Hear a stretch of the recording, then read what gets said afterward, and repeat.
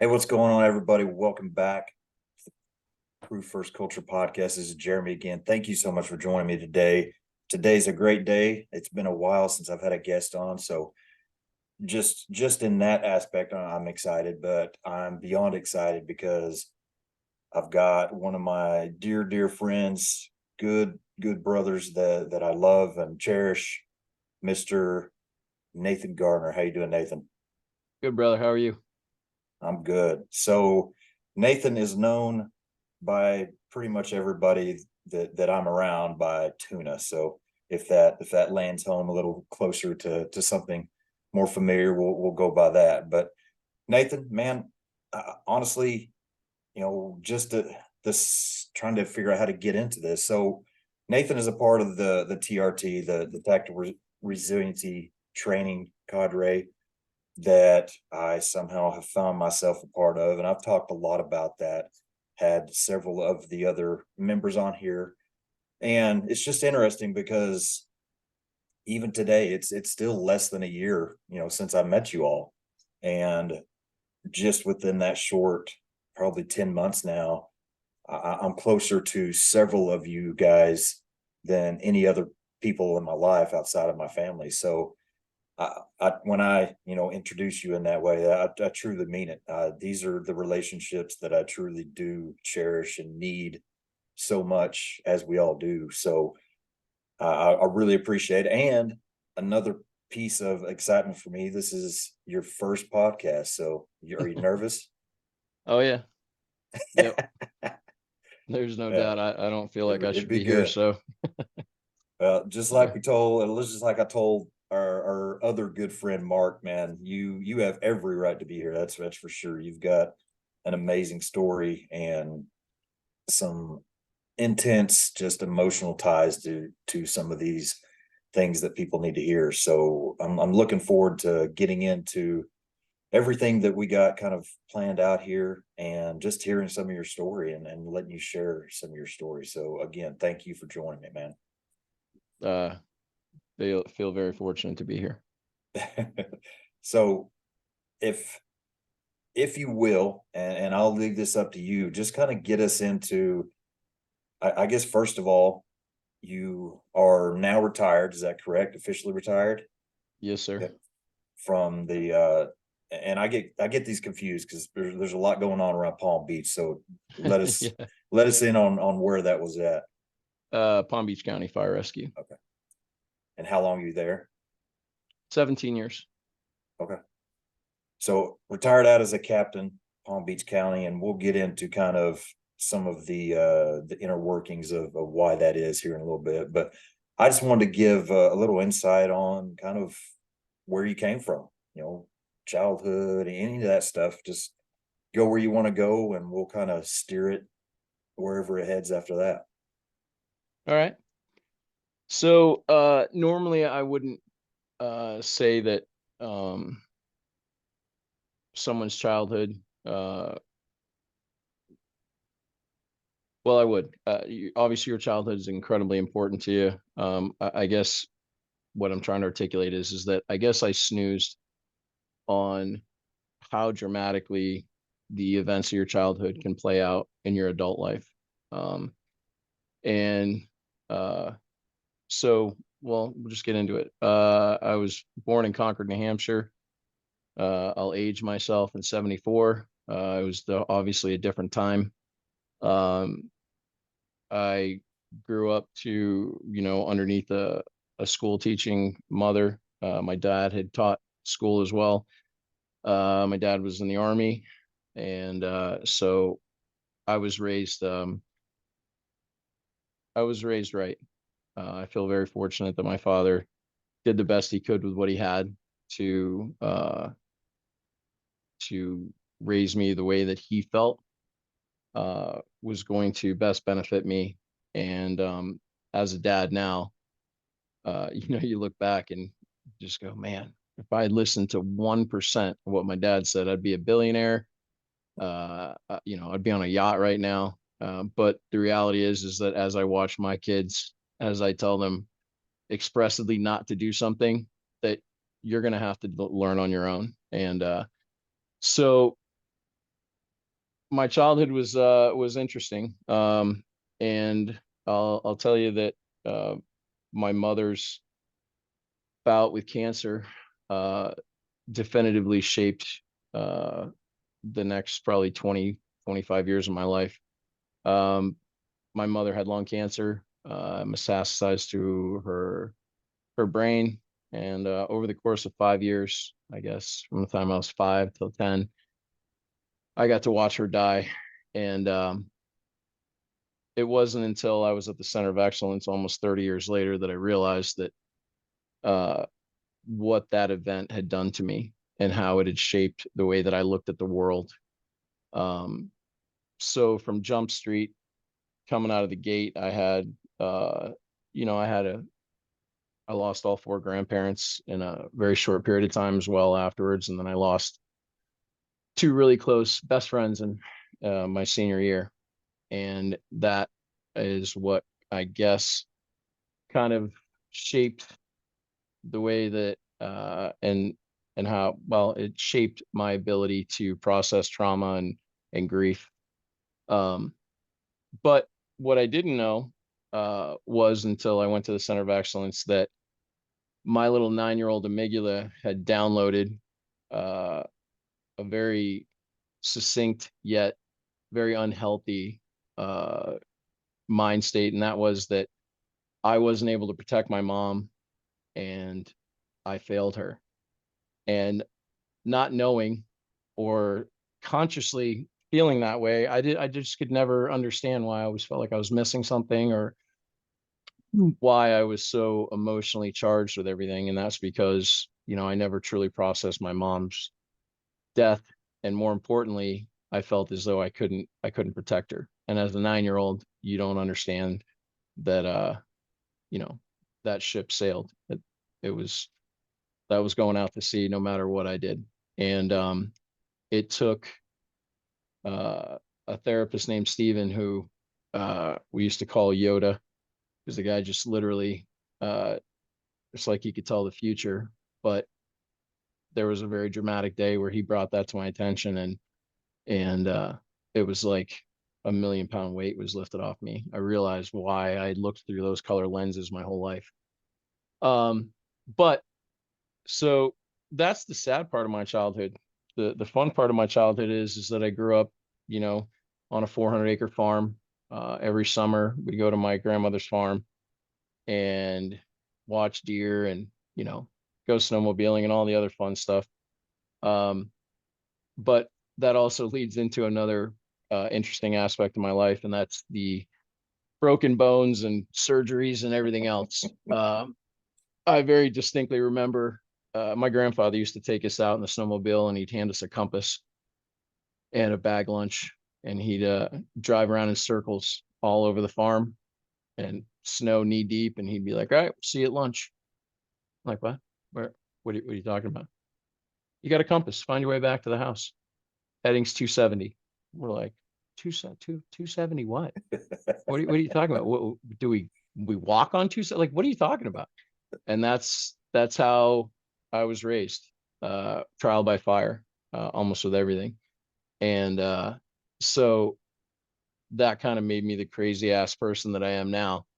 Um, but that also created some of the happiest memories that I've ever had, which in turn has created this dream desire to ride around in a tractor on my own property with my kid riding on front of me, so I can yell at him not to put his thumbs in the steering wheel so they don't get ripped off. And um, but I had a great childhood, um, in the sense that it was safe.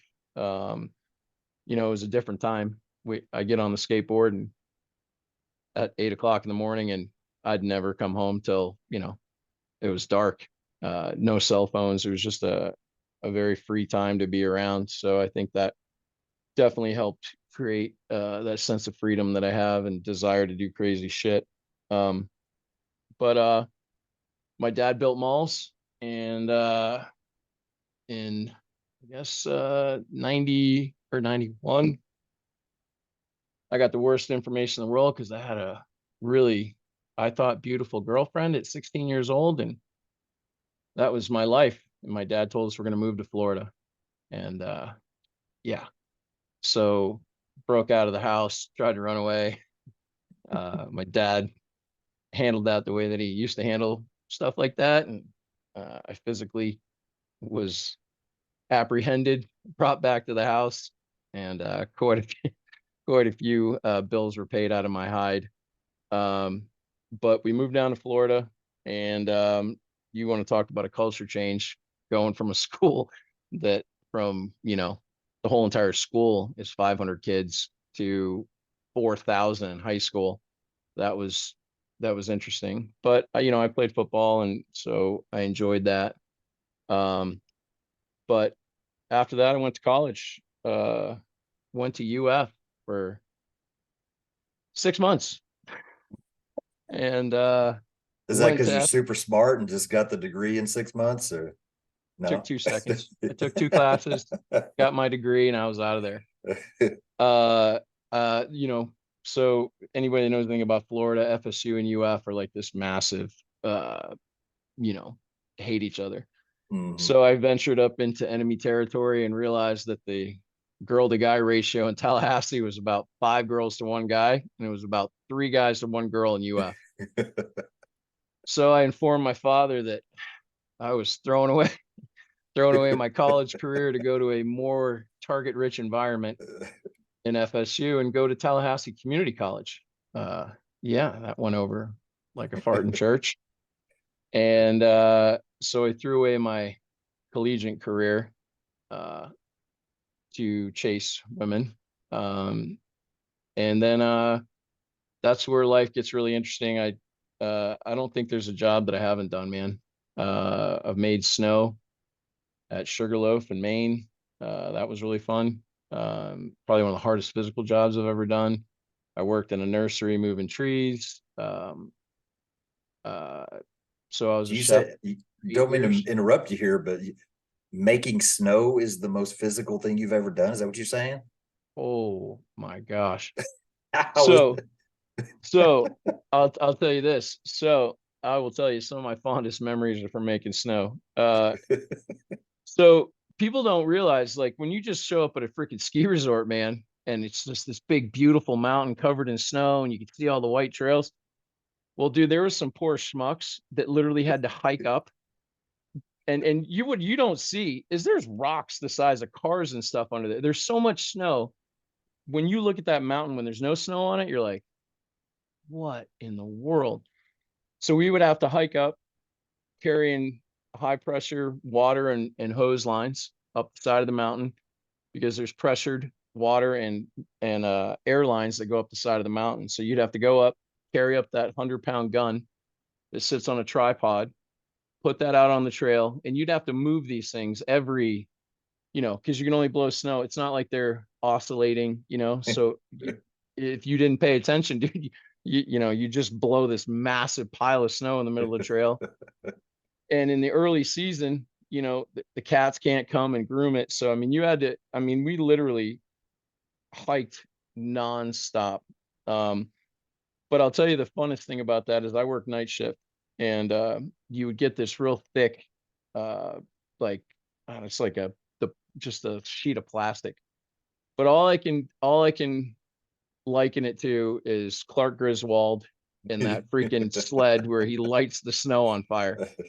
You'd cut it out like this, it'd come down, that would go underneath your chode, go around, you just have a big circle where your butt is. You tie it off around your waist.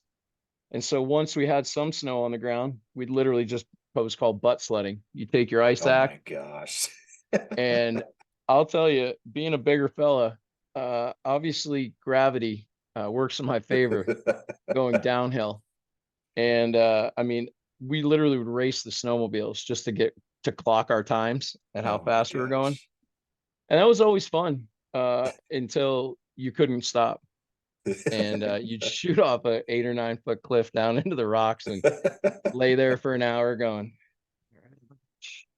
hands are working, Checking feet all are your working. pieces. Oh man, I've been knocked out so many times, Jay, that I have this reboot process where I start with my left foot and I just, all right, that one works. Oh, right foot works. All right, cool. But I'll tell you the day that I laid the motorcycle down going 70, when I tried to do my reboot, I went to move my left leg and my right leg, first time ever. And I went, oh, that's not good. All right, let me do Yeah, that one more time. Left foot, right hand. Oh, and something's that's, not good. yeah. And I woke up in the middle of the road to this big Haitian lady standing over top of me going, oh, sugar, don't you move your head. It's all smushed. I was like, fantastic medical term. Your head is smushed. Um, so as you can tell, I suffer ADD horribly, and I'll be all over the place. You're just gonna have to wrangle me in. But yeah, so my childhood, I guess the one thing that I just want to, kind of reiterate as far as like my childhood is understanding now, the importance of those childhood events and what they can do to you down the road. Um, when I was in the Center of Excellence, they gave us this test called the ACE test, and it's adverse childhood experiences or events. And it was a really interesting fact that the higher the number, obviously, the more traumatic incidences that you've endured. If you have an ACE score of 5 or higher, you're like 80% more likely to go into a profession of law enforcement, first response, or being a soldier. And I found that to be really interesting, Yeah, uh, simply based on the fact that, um, when we come in, we've got a bunch of trauma prior to we're already even messed up. running our first call. And it's like, that's why we're so effed up, because That's we man, all that is congregate together. super interesting. So do you think you can contribute that to we went through bad stuff as kids, and so we feel the need to rectify some of that, or do what we can to keep others from feeling. I mean, is that kind of where that Yep. heads? Yeah, 100%. Interesting. If you feel as though you're unable to protect yourself or somebody else, um, I don't know if you've ever been in a fight or whatever, but the first time that I was ever in a fight, um, I literally just stood there and I took 2 or 3 punches to the face, and they beat the living crap out of my buddy. And I got home and I told my dad, and my dad's first question was, "What did you do about it?" And I said, "Nothing." And then he proceeded to show me exactly what I should have done by doing it to me, and explaining to me the importance of brotherhood and your friends, and no matter what that feeling is, that you have to overcome it. So in that moment, um,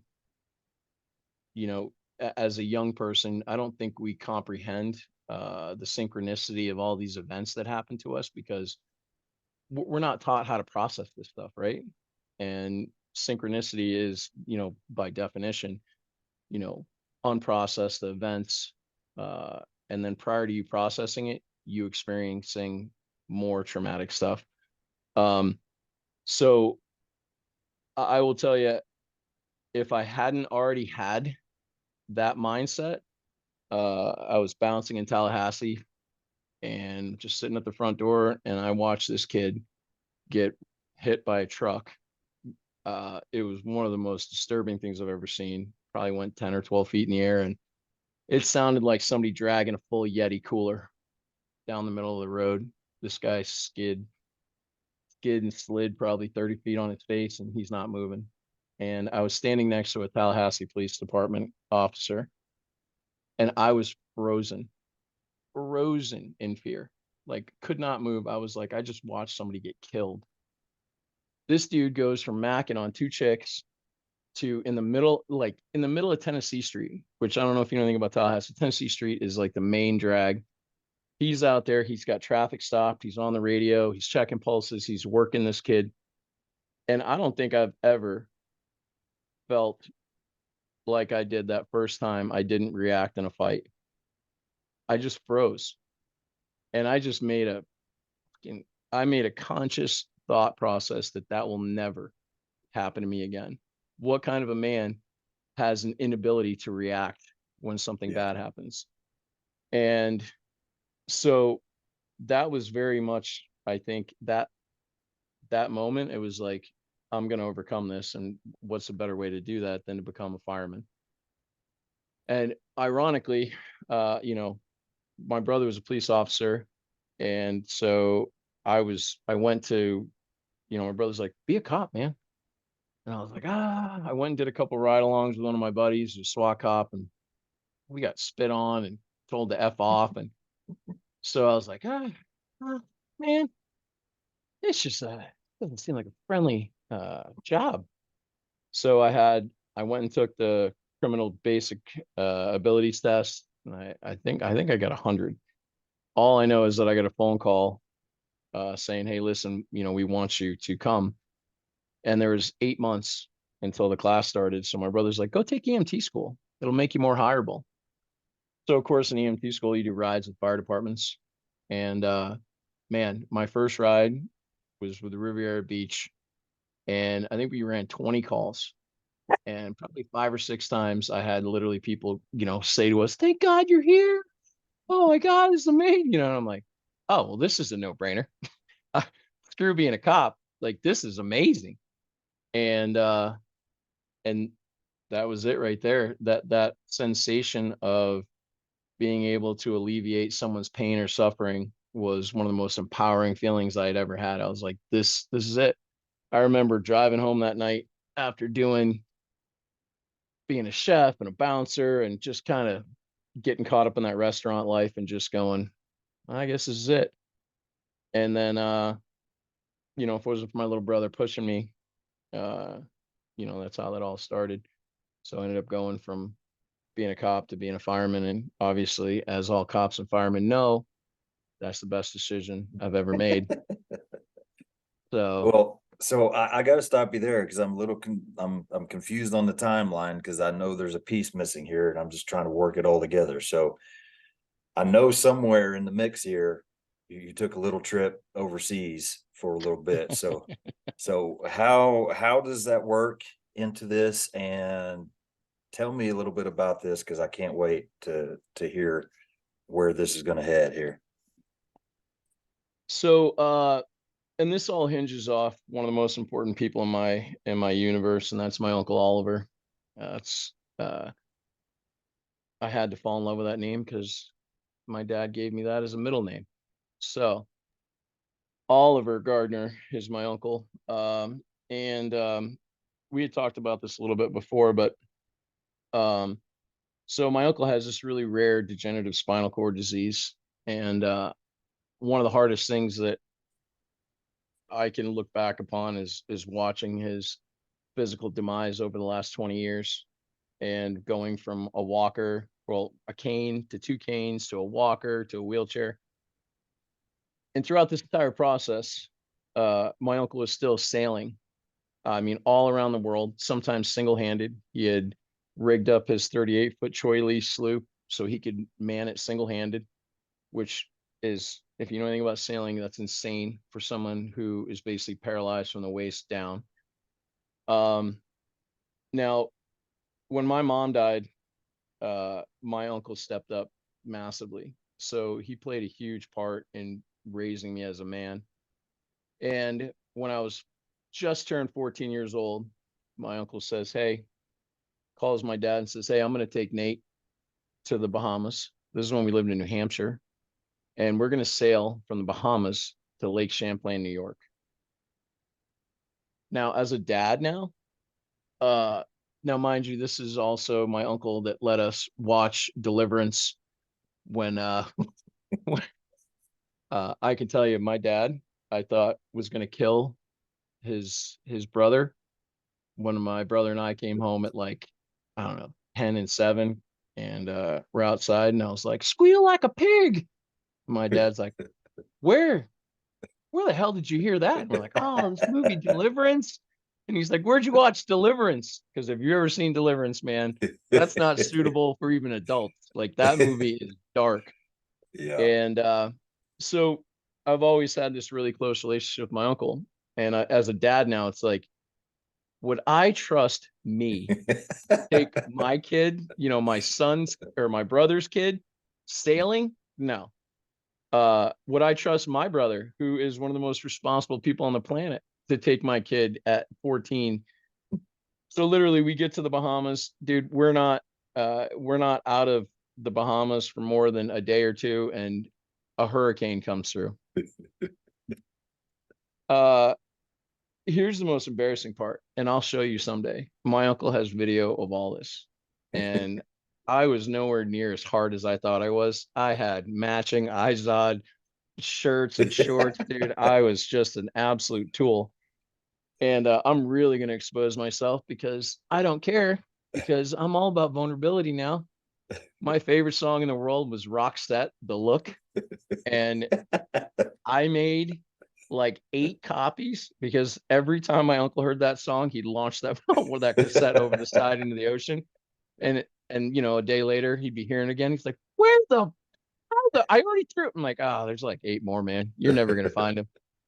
So, yeah, there's great video of me in these 30-foot rollers. You know, not breaking. The storm had already gone through. Uh, but there's great video of me literally getting ready to cut away a $15,000 life raft. And my uncle standing there telling me, "If you cut that thing free, I will leave you in the ocean in it. Enjoy. If you cut my 15,000, there's no danger." I'm 14 years old, though. We're 300 miles offshore. I was positive we were going to die. So if that wasn't enough excitement, um, my uncle, now I'm 22, and he's going to be sailing from Raiatea, French Polynesia, to New Zealand. So of course I'm in. And so we go there, and I have this incredible 6 months, probably one of the most incredible 6 months of my entire life. And so we come home, and about a year and a half later, well, mind you, the weather, we had multiple monsoons, couldn't leave. We weren't able to make the passage. So my uncle still needs to get the boat over there. So about a year later, he invites me and my brother to go back. And uh, well, you know, um, when me and my brother get together, um, catastrophic things happen. Um, it's like we're freaking 10 and 7 again. It's just so ridiculous. We spent a whole summer one year jumping off the highest things we could find in New England. And the goal was that we saved our allowances so that we call them psycho points. And we would look at something and go, "Oh, that's 30 psycho points." So everybody agree, 30 psycho points. Whoever went first would get those points. And at the end of the year, I think we had saved, I don't know what we had saved. Our allowances were garbage, but we had saved enough to buy something that we thought was cool. And if you got enough psycho points, you'd get the cool Won the thing. pot, huh? So, but that was when we were kids. But my brother never let that shit go. Like he's insane. So one day, uh, we got done doing all our chores on the sailboat, and we're gonna go for a walk. And nothing is ever calm or slow with my brother. So he decides that let's go hike this volcano. Sounds cool. Uh, Sounds really cool. So at first it seemed fun. You know, we're from New England. We've hiked mountains our whole lives, and never hiked volcanoes though. Um, so we get about halfway up, and my brother starts shimmying out onto this big rock, just big rock slide. And when I tell you, my brother ice climbs, he is incredibly fit, and very seasoned when it comes to stuff like this. So I had to, because I don't have the same physical ability, I had to come up through the tree line. He's out in the rock face, and we both get stuck at the same exact time. I've got like this 6 foot freaking thing to climb over, and then I'm at the top. So after slipping and falling and finally getting up, I'm so proud of myself. And then I just hear, "I love you." I'm like, "What?" "Listen, I'm in bad shape." And I'm like, what are you talking about? You're in bad shape. And that's all I hear. So now I have a choice, because there's no way to go back down where I came. He yells again, and this time he makes it very clear that he's in deep shit. So I flop my big butt down 6 feet, get caught up in this crazy fall where I'm sliding down on my ass, just banging off trees. And I stop about 6 feet from this. I don't know how far. I'm not going to tuna tail it and tell you it was 200 feet, but it was enough to where I was going to be breaking bones. Finally get up. I got raspberry all down my backside. And that's when I got a clear look at what was going on with my brother. And it's not funny for the next 20 minutes.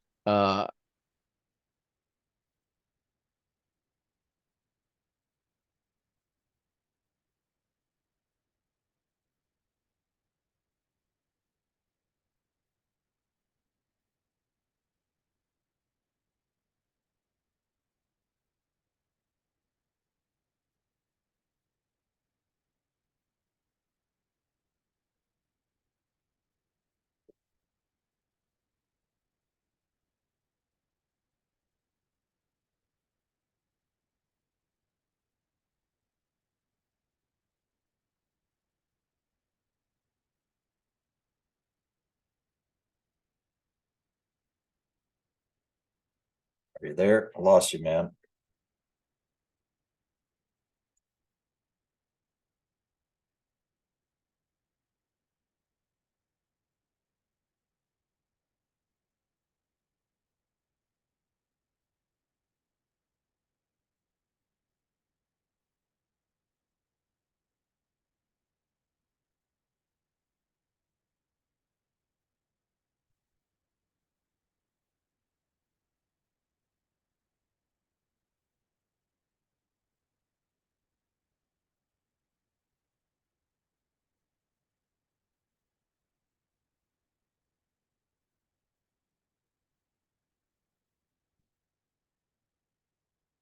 You good?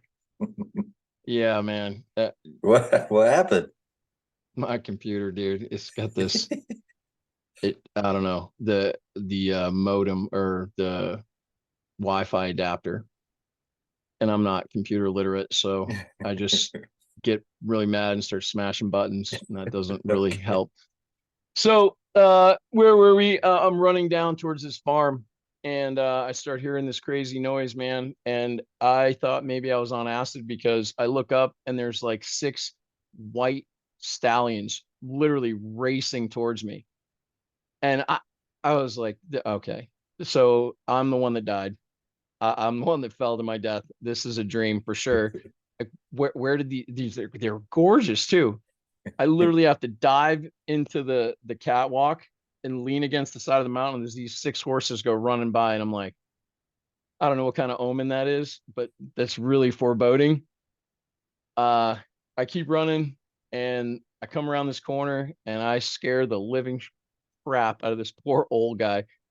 And he only speaks French. I speak a little French, and I'm trying to convey to him that my brother's in trouble, and we need to call the gendarmerie, which are the French police officers. So he makes a phone call, and we jump in his Land Rover, and we take what can't be more than a 3-minute drive back up. Uh, but I was positive my brother was dead, and there's no way he could hold on this long. And so it was the best sight in the entire universe when we made that corner and I see him and he's still up there. And of course, I don't know, just because of so much shit I've dealt with, then immediately goes right back to being funny as hell. And now I'm heckling him as he's on the side of the mountain. And then I get to see, for the fire service, literally the coolest thing I've ever seen in my life. And never hear the truck, never heard a helicopter, nothing.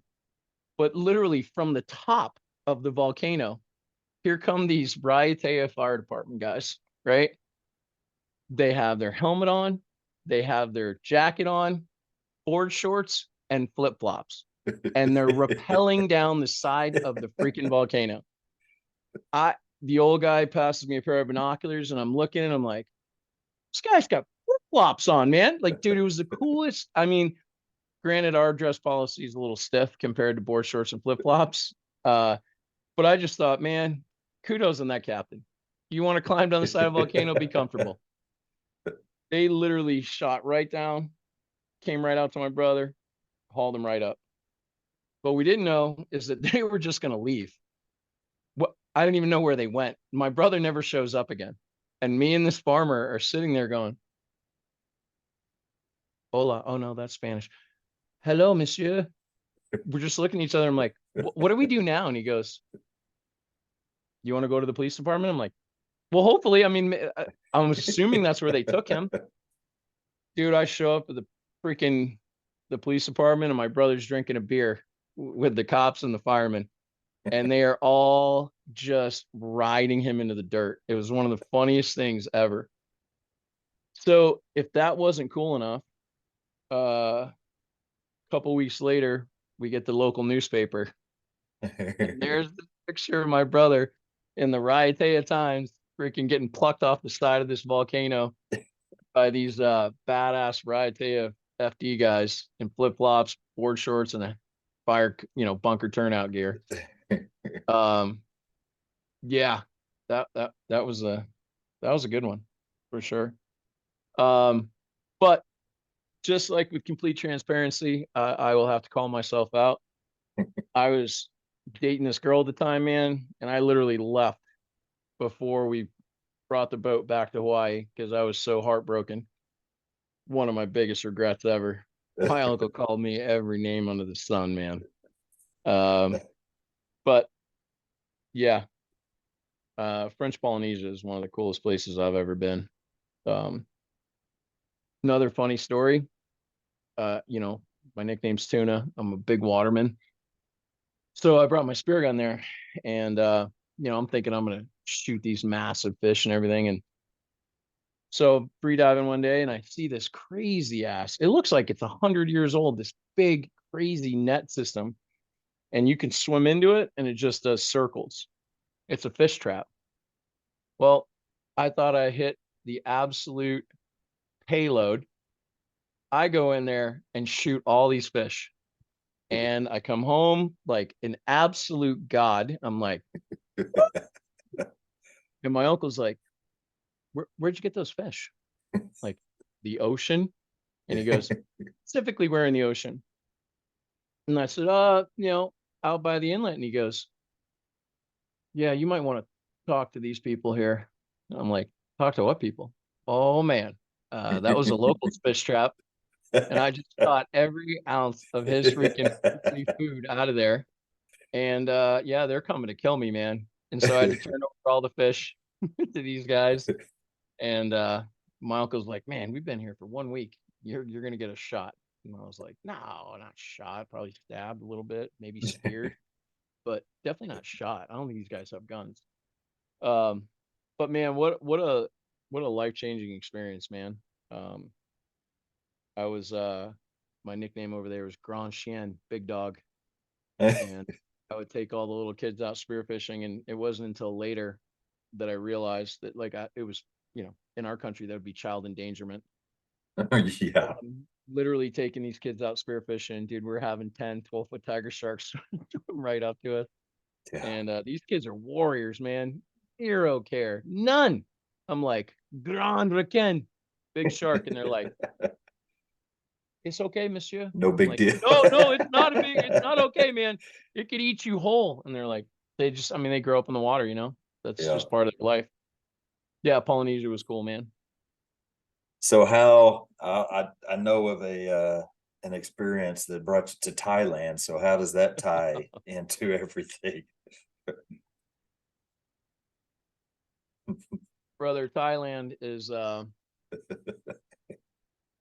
that's one of the craziest periods of my entire life. Um, so I have a problem with my weight, and I have shitty willpower, and so I'll probably be the only guy you've ever met that's lost 100 pounds 4 separate times. And every time I have to go do something dramatic, hike the Appalachian Trail, uh, go sail with my uncle for 6 months. I basically have to go somewhere where there's no snacky cakes. And so Thailand, um, I had gotten to a point, man, where, and it was ironic because it was the heaviest I'd ever been, but I had just gone through our recruit academy a couple of years prior, lost 49 pounds in the academy. And I just had this really crazy I was training to do MMA and jujitsu and everything, and you know, everybody talks about the benefits of Muay Thai. So I was like, all right. One of the weird things that I do is I do all these trips by myself normally, um, and it's something that, you know, I guess it was kind of isolation. Um, I don't know if I was doing it purposely or not, but so I went to Thailand for 6 months to go learn Muay Thai and fight, and right from Jump Street, I knew this was going to be a pretty interesting period of time. Um, I walk into the fight camp, and this little Thai guy walks up. Now, I'm not homophobic at all, dude, but I've just never had a strange man hold my hand, boyfriend, girlfriend style like this. Fingers And crossed. bro, the whole deal. And I'm 350 pounds or something at the time. This guy's like, he looks like my little Thai boy toy. And we're walking through, and now mind you, there's probably 3 or 4 UFC fighters there at the time at Tiger Muay Thai, and just this murderer's row of bad dudes. And here comes the fat kid, first day, hand in hand, and I'm like, oh god, these guys are gonna think really bad shit about me. And he's walking me through the whole camp, and I don't want to be rude, and because I don't know if this is custom or whatever, but I'm like, my face is all red, and I'm going, man. And I look around, and there's other dudes doing it, and I'm like, all right, whatever. It's not that weird, I guess. So I am so I'm trying to get over my Western culture, just fear of what everybody's gonna think. And I have this one thought, like, it's not a big deal. There's nobody here you're gonna know, so who cares? Go ahead, boyfriend it up, dude. Tear it up. And I look over, sitting on the mat next to me is a kid with a Hialeah Fire Rescue shirt, which is a neighboring department in Thailand. We're like 13,000 miles away, dude. And he looks at me and he goes, this kid's name was Ricky. He goes, you digging holding hands? And I went, nah, man. He goes, I can tell, bro. Ease up, man. He's not gonna grab your dingling. Just chill, bro. It's cool, man. He's just holding your hand. And I'm losing my mind that now there's somebody from my backyard that Making it has seen me. worse. So if I didn't think it could get any worse, he sits me down, and dude, mind you, I've been literally on a plane and in transit for 29 hours. And he goes, "You ready?" I was like, Ready for what?" And he goes, "To fight." To No, no, sir, not ready to fight at all. Like, not even remotely ready to fight. I'm here to learn how to fight. And he looks down at my feet and he goes, "Oh no." And I go, "Oh no, what?" And he goes, and he walks away. And this kid looks at me and he looks at my feet too, and he goes, "Oh, what's your name, man?" And I was like, My nickname's Tuna." He goes, "Tuna, you're gonna love this."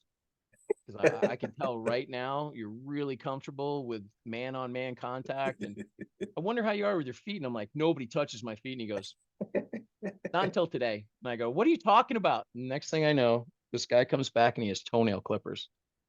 And he proceeds to start cutting my toenails. All right, listen, I'm not terrified of my feet, dude, but like I've never had another grown man.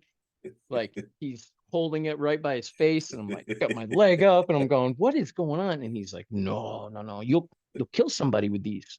And I go, what are you talking? He's going, cut their throat right off. And I go, they're not even that long, man. They're like this long. So he cuts them right down, like, I mean, they're down to the cuticle, and I'm like, and he goes, it's okay, Big Tuna, it's okay. Calm down. You tough guy, right? And I'm like, apparently not, because I can't even handle you cutting my toenails. So he gets done, dude, a couple times. He clips me, blood coming from my feet, and I am just uncomfortable, man. And he hands me a pair of gloves, and I'm like, I got my own gloves. And he goes, not today. And I go, listen, could I maybe see the bungalow and like put my stuff in my room, because I've got like pile of shit there that I just left at the front, thinking that he was just gonna walk me around or walk me to the bungalow. No, dude, he wants me to go in there and fight right now. And I'm like, I am exhausted. And he goes, well, let's just see where you are. And I was like, all right. I went in there, dude. This guy kicked the living shit out of me. Uh, and I'm thinking, and so what it was just basically a litmus test. And they do that with basically all foreigners, just to see what your level of your barrier of interest is. Like, are you coming here just to be, uh, to get a little fitness, or are you coming here to be a baller? And so I got pissed, dude, and started really firing back. And that little Thai guy was toying with me on a level that I can't explain to you. And we both threw left kicks at the same time. And I remember thinking instantly, you made a horrible decision coming here. You better get on a plane. You've been here for 6 minutes and you already regret it. Our freaking shins collided. I still have this huge scar on my shin. I'm bleeding all over the place. And this little Thai guy, who's quite possibly a quarter of my size, blows me a kiss like that. And I just thought, I immediately regret this decision. Like, I never should have come here. I didn't want to put my leg down because I thought my leg was like, I was positive my leg was broken. And this guy's literally laughing at me. So then I got mad and tried to go after him, and then he knocked me out. And that was my first hour of being I'd been knocked out within an hour of being in fucking Thailand. Oh. And from there, it just got crazier, man. Um, so I'm not a big snake guy. I'm not terrified of them. No, that's bullshit. I'm terrified of them. We're all about honesty here. Dude, we're coming home from watching my buddy Frank fight, and we're in this TukTuk, which, again, with all transparency, I'll tell you, one of the funniest moments of my life, which was also motivating, is this TukTuk can hold like 4 or 5 guys, Thai guys, not Americans. So I've got Frank, who's a special forces Australia guy, who's just, I mean, they call him Tank for a reason. 2 or 3 other real badass dudes in the TukTuk, and we're going up over the hill to go into Patong, and the TukTuk can't make it up the hill. And the Thai guy looks back and goes, Tuna, time to train. You run. And I had to get out of the TukTuk in my dress up clothes and run up the freaking up this hill to where we got to where we had gravity on our side. And he goes, okay, big boy, you get in now. And I was like, you guys don't care about fat shaming at all. Like, it is, that does not exist over there, man.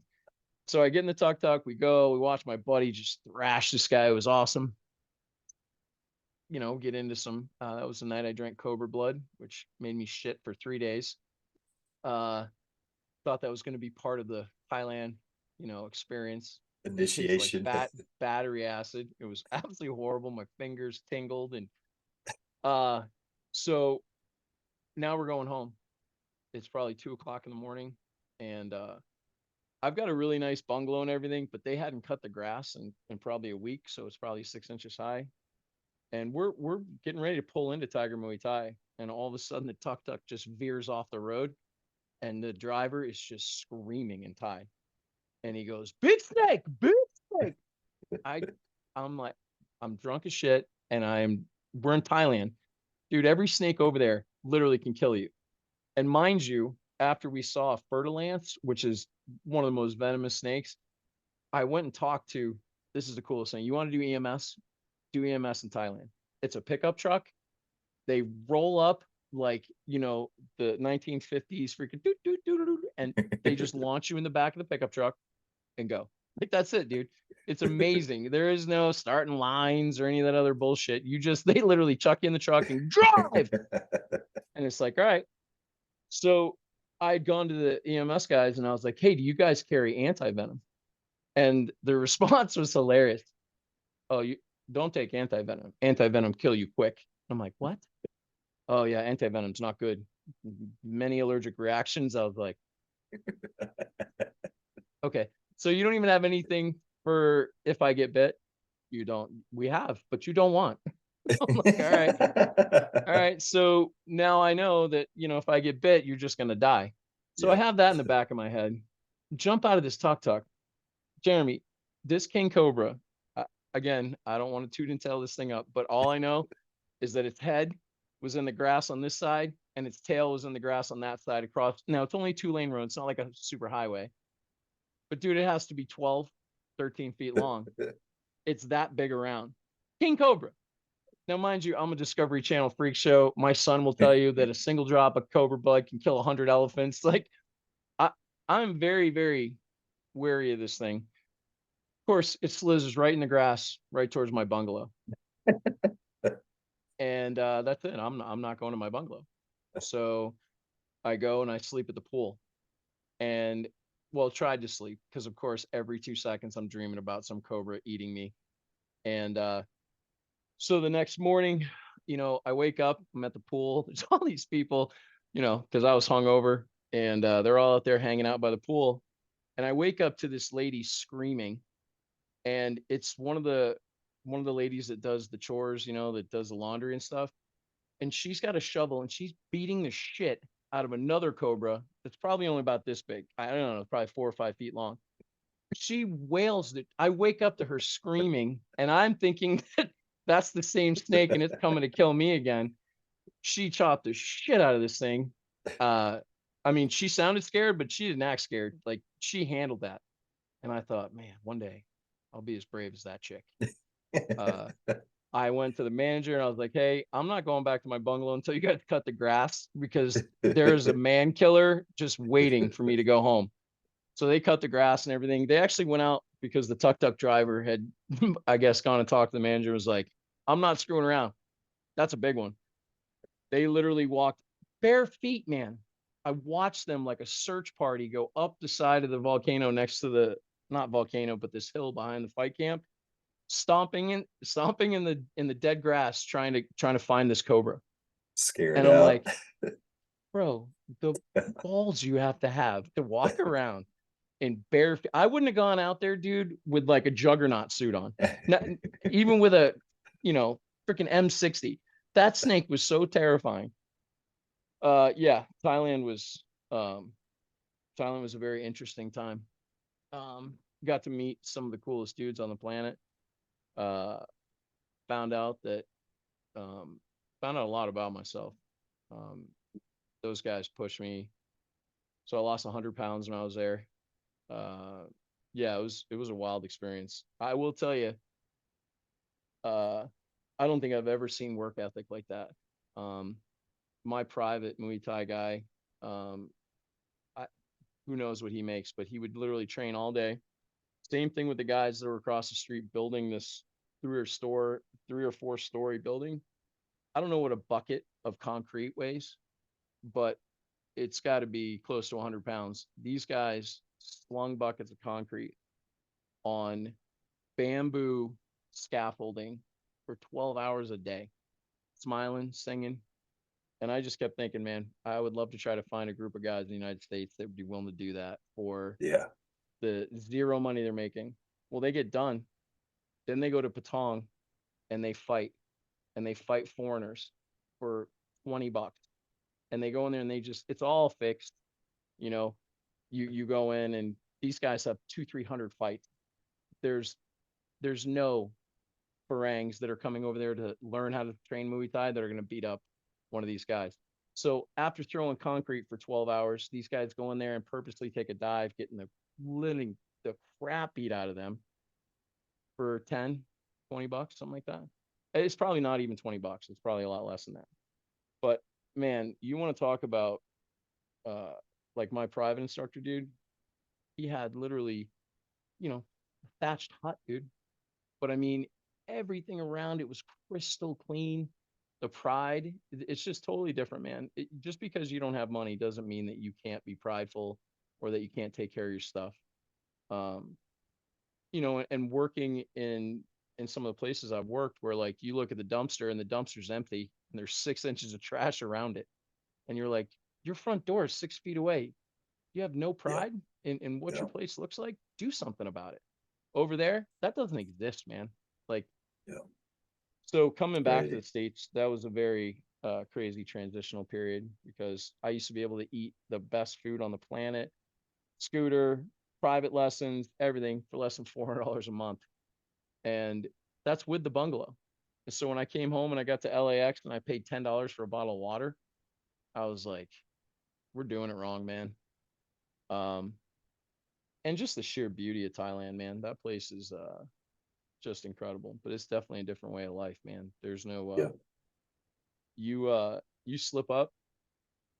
I got surrounded one night.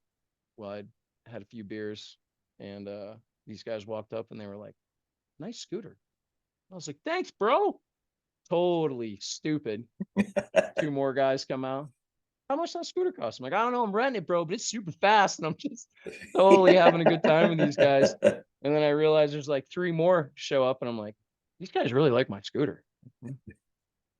They all have scooters. What? And then I was like, shit, this is a robbery. Okay. And the guy pulls out this knife and he goes, I think I want to take the scooter. And I just went, wow, just took off. They didn't chase me, nothing. I tell the story and I got back, to camp, and they're like, bro, you're so lucky they didn't shoot you or stab you. And I'm like, these little guys, they're so nice, bro. Then you read the newspaper and see what's going on. And I was like, I am so lucky to get out of there with my skin. Yeah. Because, it's just like going to Mexico, man. The bad guys are really bad.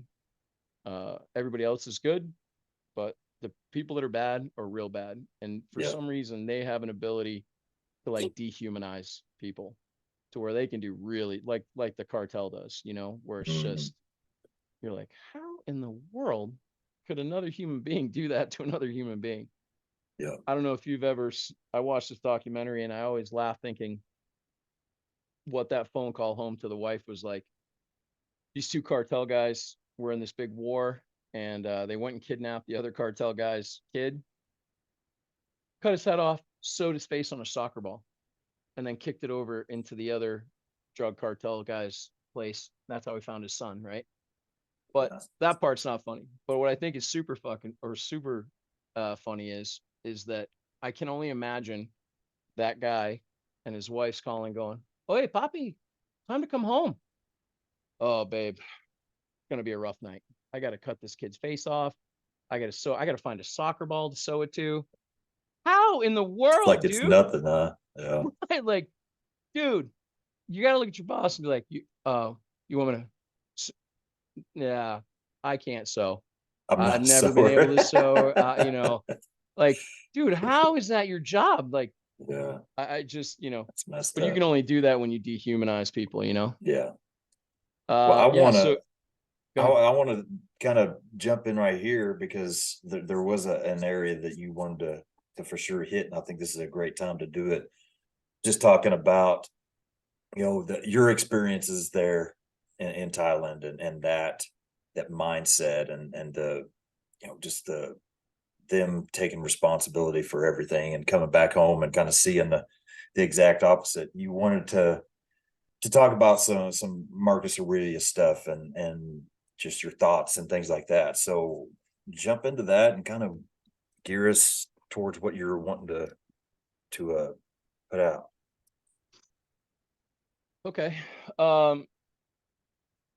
So one of my really good buddies, James, he's really into Marcus Aurelius, and that kind of got me into it.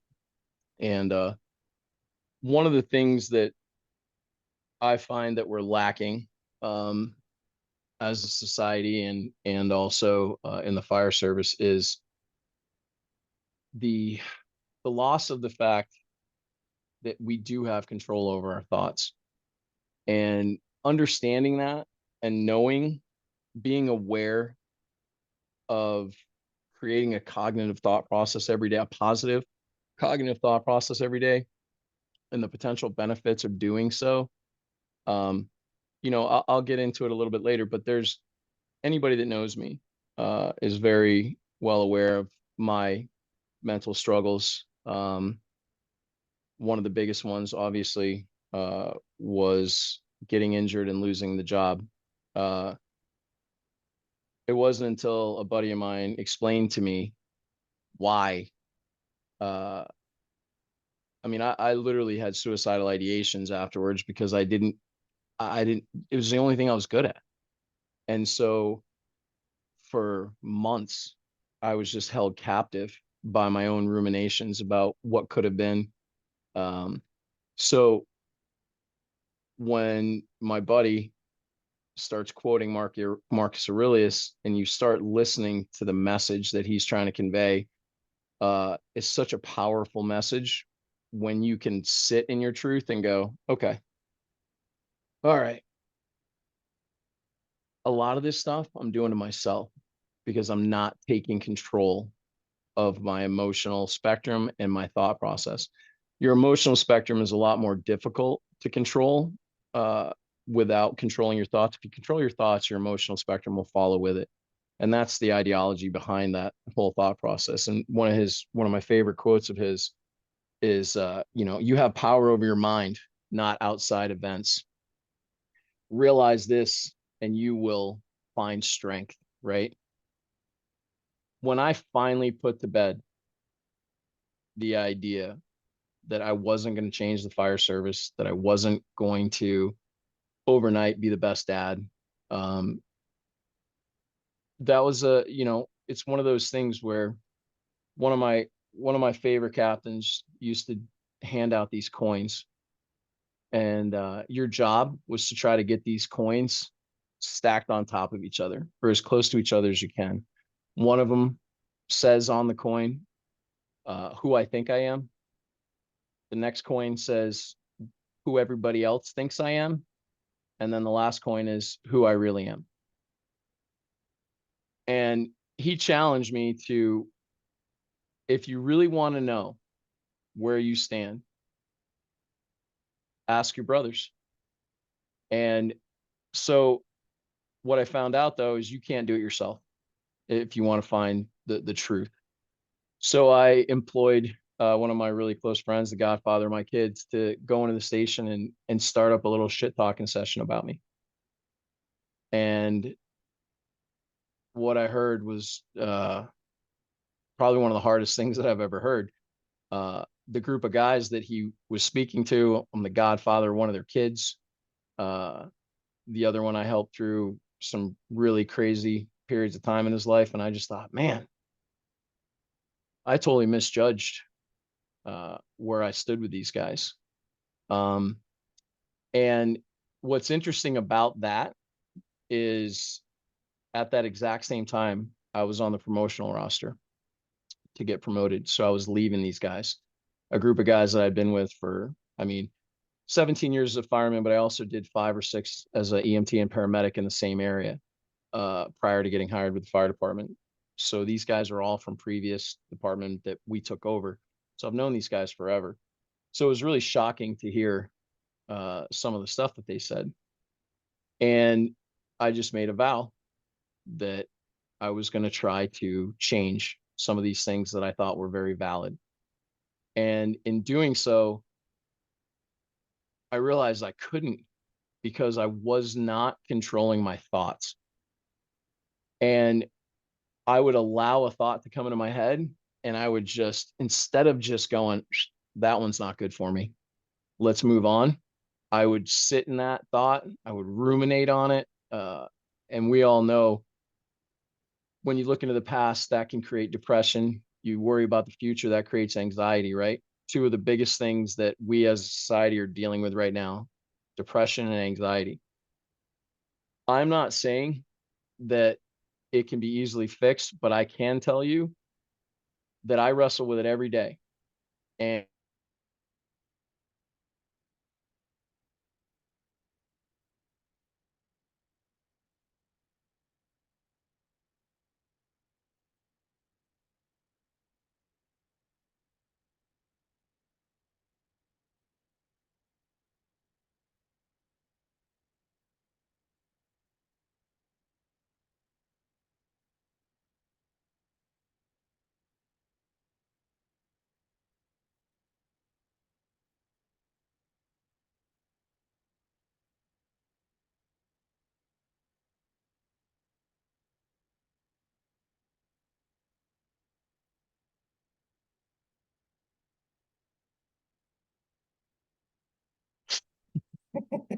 freaking thing, dude. Oh, yes. Just another excuse to get a new computer. All right. You So, wrestle you wrestle with anxiety and depression every day. so Kind of that off. what I ended up having to do is just create basically a mental prep list every day to try to stave that stuff off. And also in the morning, uh, create that mindset that, you know, going through the day, When adversity comes, we'll deal with it when it comes. We won't procrastinate. We'll handle it, but we also won't make mountains out of molehills. And that's something that took me a really long time to put stuff in perspective and go, is this really worth the emotional outrage that I'm putting out? Like, uh, and more importantly, when I got promoted, I had one of my chiefs who I respected very, very highly, give me this piece of advice, and it was very poignant, and I'm really glad that I listened to it. It's two pieces of advice. One is, listen, stay inside your sandbox. Don't try to orchestrate or control the other sandboxes around you. This is your influence of control, your span of control. Just make those dudes the best guys on the planet. Make those girls the best girls on the planet. Um, but what really, really got me is he does this. We're at the clinic and he grabs somebody's medical record, flips it over, and he draws this on there. And he draws a line up at the top. So all the way down here, uh, all the way down here on this line, he goes, that's our standards as a department. All these guys that really drive you crazy, they're just right here. They're just above that line, right? We have embraced mediocrity on a really high scale. And when you try to go out and get people to come into the fire service that don't have a genuine desire to do so, I think it's a very highly detrimental thing to do, because if this isn't something burning in your soul, uh, and something that you want to take on, this is a very difficult job to just get into, uh, and survive, or not so much survive, but thrive, Yeah. if this isn't Yeah. something that you're really, really into. So he said, he goes, here's the deal. He goes, up here, this is the top 10%, right? He goes, shut up, listen to them, learn as much as you can. The line on the bottom, he goes, these are all the mouth breathers. These are the knuckle draggers that are here for a paycheck and to, throw their challenge coin around. He goes, don't waste an ounce of breath on them. Those guys create frustration, they create burnout. Stay away from those guys. And he points to this big section in the middle and he goes, you see this right here? This is the middle 80%. Learn from the top 10, cut free the bottom 10, live in that middle 80 where you have all these guys that just have not been touched by the right captain or the right chief. They just haven't been motivated. They haven't found what their passion is or their spark. They're good guys, not horrible at their job, but they haven't made that realization of what their true purpose is. That's where you lie. That's where a good captain can create such incredible changes, is if he focuses on the guys that, you have an ability to reach. I can't tell you how many hours I spent, days I spent trying to motivate and work on the bottom 10, to just Yep. smashing my head against the wall. Yep. If you don't care, you're not going to care. There's nothing that I'm going to say to you that is going to create some immediate spark or passion inside of you. I tried all different types of techniques to get to some of these guys and girls. But then the realization is that I was taking time away from the people that wanted Yep. it. Absolutely. Yeah. So that was a very powerful thing to understand. And once you cut free the bottom 10 and stop focusing on them, because that's where, like, some of my chiefs that I love, but I just couldn't get into their delivery because everything was catastrophizing. If you don't do it like this, you're going to die. I could never understand that until you realize that this guy is in charge and responsible for the lives of all these other guys that are not taking the shit seriously. That's a super stressful place to be in, because ultimately, if you care about this job, I wouldn't see my fireman anymore. I'd see his kids. I'd see his wife. They're family to me. So I took that so damn serious, as far as, like, they're coming home the same way they came in, mentally, physically, and emotionally. That was my job, my responsibility. Just like when my kids were born, My job is to protect them with my life, period, end dot. If your mindset isn't like that, it's incredibly difficult to try to create that mindset. I don't even think you can. It's either in you or No. it's not. Yeah. So, but I do think that with the right motivation and the right leadership and mentoring, we can bring a lot of these guys and girls to that point. Yeah. Uh, maybe they haven't had a life experience that has changed the way that they look at things and they understand. One of the funny things that guys are always saying to me, they're like, man, how you're not, none of your friends are shitty firemen. And I'm like, yeah, because name me another job, maybe other than a doctor, where your knowledge, skills, and ability can directly affect the survivability of another human being.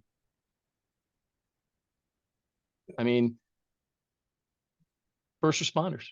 I mean, name another job where that level of responsibility is placed upon another human being, where the consequences and the reward are so high. Life. That's the highest game that you can ever play with the highest consequences is with your life. And I cannot respect or give two craps about anybody that doesn't take every chance they can to be the best freaking paramedic or the best fireman. Because Yeah. man, life's cruelest teacher, which is guilt.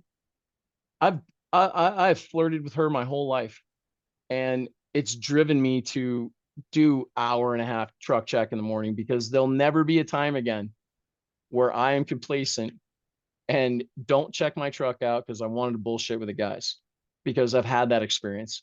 I've been the guy that didn't check the truck out. It'll never happen again.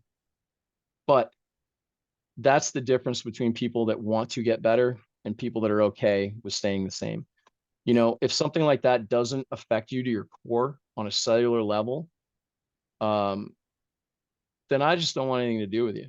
I Yeah. don't want you around my kids. Uh, I think you're lacking in integrity and morals if you don't take this job seriously. Um,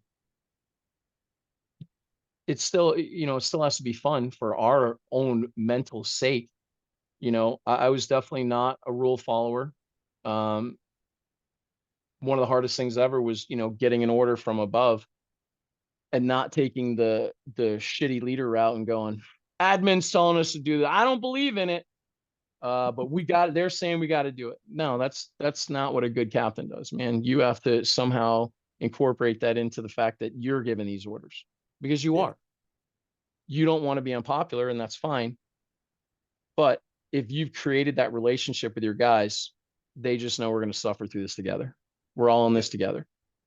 But if you create or you walk into a station and I'm the captain now, well, if you have to say that, you're probably not the You're captain. not. You're And not the leader if you got to tell everybody you're the leader. Yeah. and as well as I do, some asshole like me who's the de facto leader at the station, who's a really good fireman, is going to eat your lunch. Oh You yeah. come in as a poser. The guys on A shift where I was, they used to, when they'd have a new captain, and this is the biggest station in all of Palm Beach County. Literally, the captain would walk in, and you would see all the previous captains' names up there with a big red Marked cross, out. big red cross in it, and then their name and a question mark. And you're like, damn, dude, like that's harsh. But they were all pipe hitting dudes that had been together a long time and really good at their job. And Yeah. if you came in and you were a week later, uh, there were lawsuits filed. It got a little out of control, but when you deal with the type of trauma that we dealt with in Belglade on a routine basis, you create bonds that are just inseparable, man. Yeah. When you get shot at or your truck gets shot at, it creates a different kind of bond between your brothers. Not saying that happened all the time, but definitely where I worked for a long period of time was definitely one where when you get out of the truck after midnight, you better have your head on a swivel because bad Yeah. things can happen, whether you're a cop or a fireman. So, in creating that mindset of owning your thoughts, there's so much power to that, Jay, in the sense that you can create whatever fabric you want to your reality if you can control your thought. Yeah. Um, but to sit and think about something that happened in the past that had a definitive outcome that didn't go your way, other than looking back on it with fondness in the sense of, I'm going to cherish this memory because it gave me the opportunity to learn something very profound. If that's not your mindset, then looking in the past is one of the most detrimental things you'll ever do Yeah. because you can't change it. So taking ownership and control of your thought process and not allowing yourself to ruminate on shit in the past, or even like we talk about in DHP all the time, right? Segmenting. If you feel like you have an event that's so overpowering, segment it, man. Think about, you know, what happened, what your actions were, how you could do it better. But in doing so and analyzing it, the helplessness kind of goes away. That victim mindset kind of goes away because it's not what happened to me. I was a part of that. One of my therapists got me to do this thing because you know me pretty good. My default emotion is just rage. And I literally had to start doing something audibly because, you know, your neural pathways, the more you use them, the more those messages come through there. Just my brother uses a great analogy. You know, it starts off as a goat path, turns into a country road, and then it turns into a 2-lane county road. And then, you know, if you continuously complete or create that muscle memory, it's going to turn into a super highway. So for me, impulse comes in, it's not something I like, instantly. And it was so fast that I ended up having to say something audibly to myself. And it was always funny because when I would say it, it would make me laugh because I feel like this is where you're at in your life, dumbass. You can't control yourself. You have to go, hello, what are you doing? You know, like, but it was, hey, and that hey would just break me from that just immediate. So you're on your normal county road having a good time and just figure you're on the expressway and, you know, impulse comes in, I'm getting off that exit. That exit goes right to Rage Town. Now, if I just say, hey, what's your role in this? First off, it distracts me from what my immediate attention is, you know, is directed towards. And then it allows me a reflective time to go, all right, dude, you know, you're not innocent in this. 9 times out of 10, it happens when I'm driving. And I was probably driving like an asshole. So when I get cut off, now I just smile, take the bird that's being given to me, and just go, you earned that one, bud. But you losing your mind, and I'll make it real serious.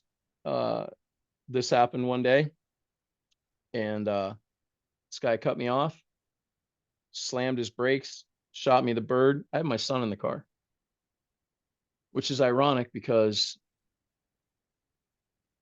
he was in the car. That's what probably incited the rage to the level it was. Because I was like, dude, you could kill my kid. Yeah. But then my inability to control my rage, I completely forget about my son.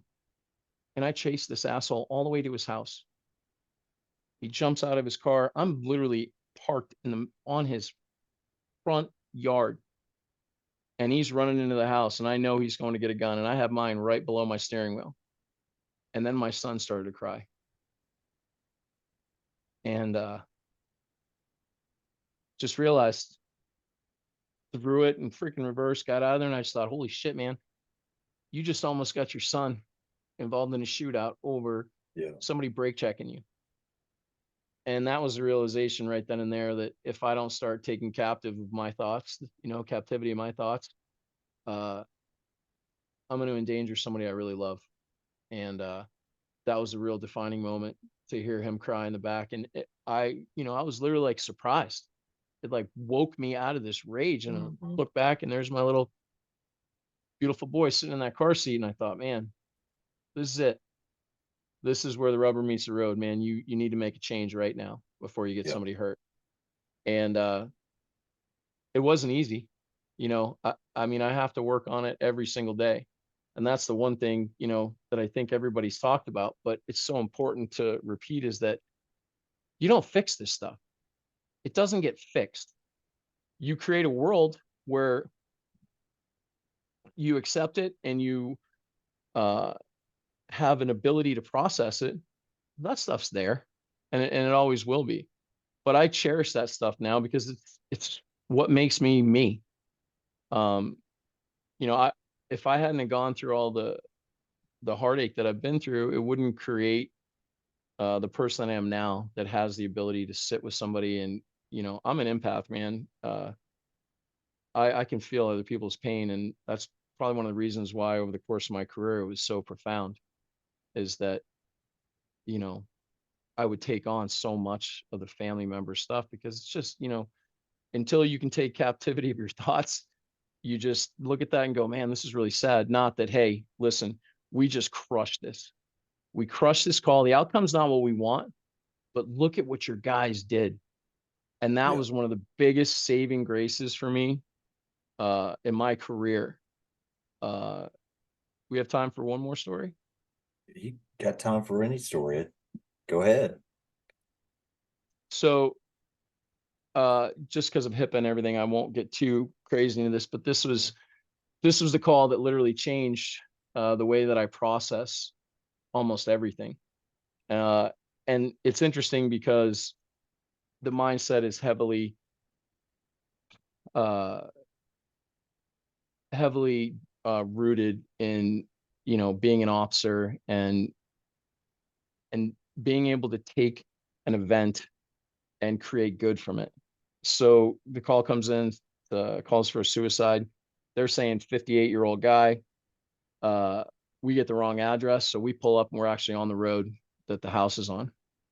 And this young man walks out. He's probably 17 years old, 16 years old, and he's got blood from his eyes down, uh, and he's covered head to toe in his teeth and his nares, coagulated blood. And I see him from the truck, and I'm like, holy shit, dude. And I look at the MDT again, and I'm like, it says 59-year-old guy.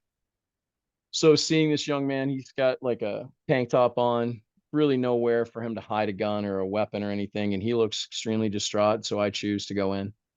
I don't want to wait for PVSO, and dispatch wasn't happy about that. But my chief's awesome, and he rolls with me, and we show up, and what ended up happening was he had come home from school, and his father had shot himself in the chest in his bed, in his son's bed.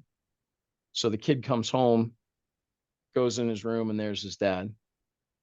His dad had been dead for a while. So unfortunately for the young man, he tries to do CPR on him. That's how he's got all the coagulated blood in his mouth. Um, so he's outside, and I look at one of my young guys that I just taught in probationary in the recruit academy, and I give him a very simple task. I said, Gene, do me a favor, get him cleaned up as the best you can. Just comfort him. That was it. I could have given that directive to 100 different guys. It would have been done 100 different ways. I'm going to get through this without getting choked up because it is positive. But I get called in to one of the detectives is a friend of mine, and the cops are having a hard time trying to figure out the guy's orientation, how the kid got covered in blood. I go in. Obviously, you can tell where he kneeled down on the left side of the guy and started CPR. Explain it, and they're like, "Oh wow, okay, cool." I come back out, and there's my fireman, less than 2 years on the job, and he's got a whole thing of sterile water and 4x4s, and he's literally as carefully and as compassionately as anything I've ever seen in my life. I mean, he's getting the blood out from his teeth. He slowly wipes his whole face clean. And there's this moment um, when he gets done, and it's like he gave him a manicure. Like he got the blood out from underneath his fingernails. And when that last blood covered 4x4 went in the red bag and left, my fireman leaned down and said something else to him. Now, mind you, the entire time, this kid, 140 pounds, soaking wet, great shape, 16-year-old kid, his heart rate's 195, 200, sustained the entire time. And there's this moment when that bag and the bloody 4x4s leave, and my fireman just kneels down in front of him and holds his hands, and he's comforting him. You literally watch the monitor go from 160 down to 60. This young man stand up and ask where his mom is. And I said, your mom's on the way. And he said, all right, I just need a few minutes to gather myself so I can be strong for my mom. 16 years old, right? It was palpable, man. This, it was almost symbolic, right? That the blood's gone, this shit's happened. But I know, even though I'm hurting this bad, I need to be there for my mom. So as much as the dad really bothered me by doing, making the choice that he made, which I can appreciate because I've had my suicidal ideations, my first back surgery. I understand when you get in the hole. So I can't loathe him for that, but I do loathe the situation he put his son in. But here comes the mom. And again, like we always talk about, right? It's the family members that, the dude in there, he means nothing to me. He's already gone. Yeah. But so now she's beating on me because she doesn't believe that he would do this. And her son walks up as she's beating on my chest, grabs his mom, spins her around, and just gives her this big bear hug. And he says to her, he's gone. No tears, just rock solid. And he goes, but I'm here. So we wrap up the call and we get back to the station, and the battalion chief, one of the guys I love, we're not back at the station for 5 minutes, and I hear over the PA, hey, Tuna, chief's office. And when I walk in his office, he's banging off the walls. And he's like, you felt that, right? Like you understand what I'm talking about. Like you felt that moment, right? And I said, yeah, chief, I did. And he says to me, he goes, and I'll never forget this. He goes, how fucking lucky are we to be the ones that got to be there for him today? And I, for a second, I thought about that. And then the realization came. That was one of the coolest moments. My guys performed flawlessly. And when I look back on that call, all I can see is my young fireman doing what I don't think any other fireman would have done for this kid. And I am lucky as hell to be there, because at the end of the day, what is better? If that kid has a darker storm, God bless that kid. But in his darkest moment, he'll never forget Gene Cancel. I promise you, he'll never forget that fireman's face and what he did for him that day, and probably the worst moment of his entire life. And I just thought, man, that's rich, man. I never looked at it this way. I never looked at it like, yeah, we always talk about being there for somebody in their worst moment, but um, when you get to see what just a little extra compassion and empathy does, and I know it's hard to garner sometimes because of the schedule and just the constant bombardment of negativity and bad calls. But I literally can look back on one of the saddest calls and just smile every time because I changed my perspective of it. I had a Navy Yeah. SEAL buddy of mine tell me to walk out in the yard. He goes, pick a tree, any tree. And I said, okay. He goes, 10 seconds, download it. I did. And he goes, take five, no, not even, go 3 paces to your left. And he goes, look like the same tree? Dude, it did not look like the same tree. There's only 3 freaking paces one way or the other. The tree from this side, instead of leaning this way, is leaning this way. And he goes, it's all about perspective. All you did was shift your perspective 3 feet. And it's not even the same game. So Yeah. once I learned that we have the cognitive ability to shift our perspective and what we're focusing on, that's everything, literally. Because now I don't think about that sad call. We had 2 kids die in a car wreck, dude, and their goddamn phone keeps going off and it says mom, right? And I focused on that, man. I couldn't stop focusing on that. And then this happens, and I'm actually able to go back to a call that's already happened and be so damn proud of how my guys performed that night, how they cut the bodies out, the dignity and respect they gave them. And it's no longer a sad call to me anymore. It's almost like a training deal. It's like, dude, these guys hammered it, man. And they did it in a call, which I hate. I hate those calls because when we show up, if we aren't the first guys to get there and call them, we're going back. But nobody else is going to that call. Like I have canceled other trucks. That's our call. That's our guy. We'll cut him out. Because when you respond to that, that's the worst call out for me, right? We need engine 73. We need you to come out and cut out these bodies. Well, we have no hope, right? And that's the one thing that we have all the time is hope. Doesn't matter how dire the consequences are. I got a whole box of shit behind me that tells me that I can save you. And I'm going to think that right up until you're gone. And I'm still going to be proud of my efforts of trying to save you and knowing that we gave you, if there was a place you want to get in a wreck, it's 73 zone because the dudes there are going to give you the absolute best chance in the world to survive whatever it is that you're going through. And once I started changing my perspective to that and just being super proud of the guys and what we accomplished, there was no sad shit anymore because I just cherry picked my perspective of what I thought about. And it works, man. It truly works. And I'm trying really diligently to place that into my personal life too. You know, looking at events in it's a lot easier to do in the work setting for me, just simply because, you know, it's measurable. You know, you have Yeah. skills you're supposed to meet. Uh, but in my personal life, I'm trying to do it too, because looking back, man, just unless you're seriously looking back to create knowledge from your previous mistakes, there's zero reason to look back. None.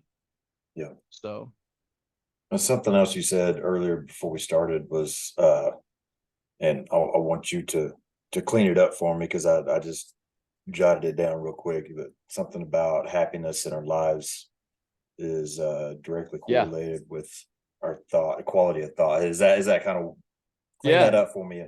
So, The happiness of your life depends on the quality of your thoughts, yeah, right? man, that's If that's you're, pretty that's pretty powerful right there, and so I true. mean, yeah, Jay, I mean, you and I both know that um, if you constantly think about negative things are going to happen. And that's not some type of paranormal deal. You're literally creating an environment where positivity can't grow. And and we have an affinity for negativity, right? I mean, Oh yeah, it's you easy. can go and eat fucking best food on the planet multiple times, never leave a review. But if that food comes out cold, even though there's a line out the front door and they're short to cook, you don't care. You're going to get on and you're going to try to get that business shut down. I mean, just get online and watch some of these reviews. And I love it when the restaurant comes back and defends themselves because nobody does anymore. They just take that and Yeah, go, yeah, well, that must be true. Well, no, it's not, dude. This is just some guy who doesn't know who you are or what you've been through, passing judgment on you. They have no that's why I wear that shirt everywhere I go. You know, everybody's going through something that nobody has a clue about. And that's the reality of it. If you can't treat everybody around you with respect and show them a little grace, uh, life's going to be a pretty hollow existence because the reality is if you think you're going through stuff, be positive that other people are as well. yeah, And right now, this day and age, man, with social media and everything else, uh, the influx of thoughts and people trying to shape the way that your mind works and the way that you believe is so profound. We never had any of that when we were kids.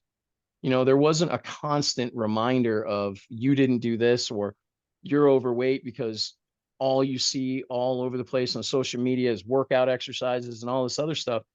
It creates a really detrimental environment if you can't control your thoughts, if you can't see what those things are truly being made for, which is just to alter your spending habits, then and you take any of that to heart, uh, you're just doing yourself a massive disservice because only you knows who you are.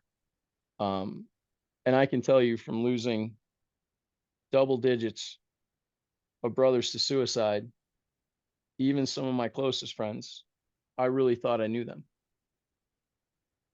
And it's really crazy what people, even to their closest friends, and somebody who has been working and helping guys with mental health over years, what they choose to tell me. And it's like, how can I help you if you're not going to be honest with me? If you're sheltering these thoughts, what's the point of me even talking to you if we're not going to address them? So, um, so I'll leave you. This is one last quote of Marcus that I really love, and it's not death that a man should fear; it's never beginning to live. And you know, when I found God a little while ago and made the realization that, your whole life, your quest is to try to find your true purpose, man, when you're operating in your purpose, uh, it creates happiness on a different level. But if you can't find it, you're still searching, and uh, that aspect of your life is devoid. It's really, life is just kind of listless, you're just floating around in the open ocean. But man, once you figure out what your purpose is, man, you got a you got strong tailwind, Yeah. and things just start to happen. Um, Everybody knows that guy that's just super, super positive, and you're like, this is bullshit, man. There's no way. I mean, this guy's not like this all the time. Well, I'm here to tell you that you can create that. It's work, um, and persistence. You know, um, it, yeah, it's just one of those things, man, where until you try to take charge of it, you don't realize how hard it is. Yeah. And once you do, uh, start working on it, then you can truly understand the scope of the dysfunction. But you have to shed light on it first, and then you have to be able to try to fight it. You know, um, a guy that we both know, he always talks about, there's three wars, and there's only one you can win. You're never going to win a war with God or nature. You're sure as hell never going to win a war for somebody else. The only battle you can ever win is yours. And it's just sad to me there's so many guys that aren't in the fight, though, Yeah. you know, or not understanding that they're in battle. Um, yeah. I just think that one of the reasons why I wanted to talk about this so much is that I just think we've lost the art of being able to control our emotions. When you look at, like, the Japanese culture, man, a devout ability to control emotion. Um, but that's something that is bred into them. It's a Yeah. lifestyle. If that's not something that was created for you or you were exposed to at a young age, we're taught now, use your words, show your emotion. Well, yes, to an extent. But if your emotion is driven off the fact that you can't get what you want, then you need to learn how to control your emotions, Yeah. because it's just going to constantly put you in bad places. Um, but yeah, that's the Marcus Well, Aurelius. so kind of maybe changing a little bit of a gear here, but still tying into all this, I think all of this is so very important, just like you just said. We absolutely are all in a fight, and I'd go even further. We're all in many fights. We're fighting many battles on many different fronts, and somebody like you and I that love this service so much, that care about what the fire service represents, and take the responsibility of being involved in it so seriously, man. There's a lot of fights that are really impactful in our lives, and so as much as you can even try to stay positive, and try to kind of steer your thoughts in the right direction, it's there are things that we encounter that make it very difficult. And I'm not even talking about, the stuff we see, or the things on scene. Some of the times the worst things that we deal with are internal, or things that we bring on ourselves. And so uh that's kind of my transition into a term that I've never heard of until just a couple months ago, that until you brought it to my attention, is a moral insult. And so, like I said before we started recording, I definitely wanted to get into this before we stopped, because just personally, I think that that's probably something I have struggled with here over the past couple years more than anything else. I know that we have mutual friends dealing with the same thing. It is a serious problem in the fire service, and definitely something that is not well known. I've never heard the term. So, talk to me about moral insult. Talk to me about what that means, how we're affected by it, and just kind of what we can do about it. Okay. So the reason why I feel this is so important is that it directly and dramatically affects. Um, Here's what's interesting: moral insult and moral injury, by definition, is an injury to one's conscience, to their person, based off of what they feel is immoral, right? So, case in point, um, if I feel as though something administration is doing, like, I'll just talk about myself personally. Um, you know, I won't get into details, but anytime that we would try to do something that was not jived with by administration, and they make a ruling on it that goes against what I feel is important, um, that starts to create a moral injury. Um, so, man, okay, I don't. The big thing is I don't want to. I've got some really good examples, but I just have to be careful about not being Yeah. specific. That's the thing, man. Don't get yourself in trouble. I've got examples that I would love to throw out there too, but I'm in the same boat. But just keep it generic, and just as easy, So, or as best as you can. But okay, so moral insult. Um, let's just say that you believe in something very profoundly. Let's just say, okay, case in point, um, we had this whole war between a couple of shifts about when we would come on shift, we would set the deck gun up in a very specific way. All you had to do as the ongoing shift or the following shift would be just to lower it. Okay. So, because stereotypically our deck gun was not stored up on the actual apparatus, it was tucked away, gotcha. as Yeah. a two piece. But as we started doing some of these faster transitional attacks, especially garage fires, the way once it's set up like that, it's a single man operation. So myself and my firemen can go do what we have to do, depending on obviously the conditions. But in South Florida, we have these huge, huge attached 2 and 3 car garages all the time. The garage will be on fire. And instead of doing what we should do, which is contain it to that box, we're going to go in the front door, and then we're going to open the garage door. And now all that stuff's in the garage because we can't get to the seat of the fire. Well, we can with the 2.5 or the deck gun, no problem. And if we're trying to save the whole house, the garage is going to be a write off either way, right? Yeah.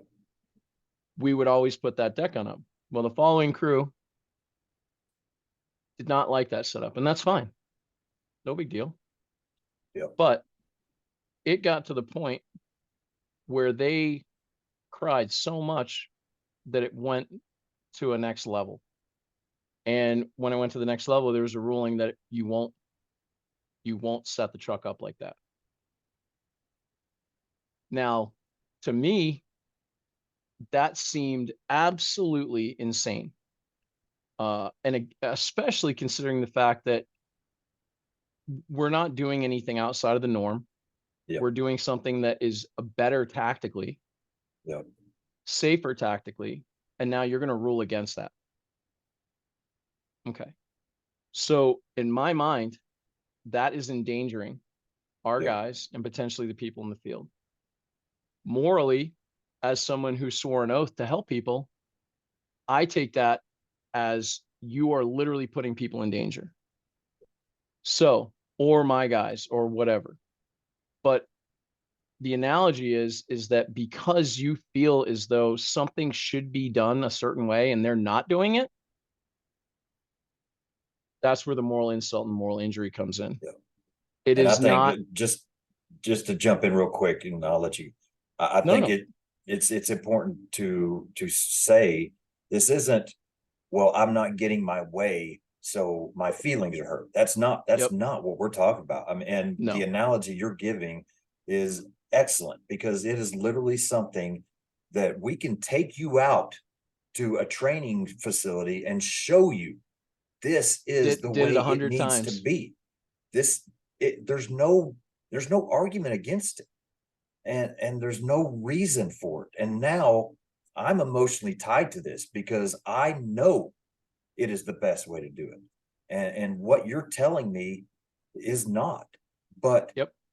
whether it's ignorance or arrogance or whatever, you're going to fight me on it, and now we're going to bring it to the stupid level of we're just department wide, not, and and so that's, I just wanted to make that clear. This is not people throwing a fit because we're not getting our way. There's a lot Oh, more tied to 100%, it. So dude. go And go that's the ahead. reality, right? That's just like when you get into politics or whatever. It's very easy to create that paradigm that we're just ate up, salty assholes that are over the top crazy. No, this is a better way to do it. It's a safer way to do it.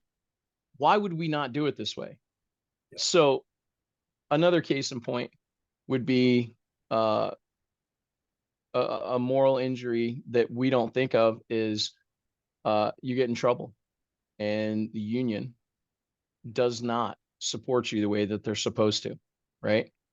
You know you're right. You're involved in a he said, she said, and they're only hearing the other side, right? You know what the truth is, and they're not trying to help you find it. That is also another example of moral injury. Or the fact that, um, you know, this is what I think people forget is that there's so many of these things. Some of them seem so inconsequential, right? At the time. But just like, and you said that, we should talk about this as well. And I'll make this part real quick because it's part of it. But it's just like RET, right? Repeat exposure trauma. Over and over. It's not a single call. Yes, PTSD by definition is a singular call, so traumatic, so profound, it affects your ability to have day-to-day relationships. That's the definition of PTSD, which, mind you, cannot even be diagnosed within 30 days, right? Because your body has a very normal compensatory process that it goes through. If you have true post-traumatic stress disorder, that's not going to manifest itself, or you won't have any certainty that that's what it is until 30, 40 days, because you're going to go through the 7 steps of grieving. You're going to go through all that stuff, right? But it's after that when you realize that there's lasting effects, right? We're really good and really resilient for the most part as far as mentally overcoming certain calls, because if you're in a busy station, you're very fortunate and you're going to have distractions. You're going to have call after call. And our brain and our amygdala do some really crazy shit where our brain is so powerful and so intelligent that it understands that if we download this message in its entirety, it will hurt us later on. There's a reason why they talk about people with PTSD, combat veterans, law enforcement, and firemen, why we have such shitty memories, or why you hear people say, I remember bits and pieces. Well, that's your amygdala literally chopping up that memory, so that it's trying to protect you from being able to Survival constantly mechanism, relive that in basically. high Yeah. def, right? Yeah. So the ones that where we don't understand, or we haven't taken notice or stock of our extrinsic and intrinsic stressors, you have no concept of what's actually taking place, right? You're not taking stock of the fact that your kid's sick, your wife is pissed off about something, you've got money issues. There's this maelstrom of problems that are happening, but because they're all things that we consider normal in life, we just chalk it up to that's ambient stress. Well, here's the problem. If you don't manage that ambient stress, your bullshit meter is no longer sitting at zero. So when an event happens, you have that buffer from 0 to 10. If you are constantly in a state of hypervigilance, your bullshit meter is at 9. So when that insult comes in, that whatever that stimulus is, you go right to 10 because you haven't brought yourself back to baseline.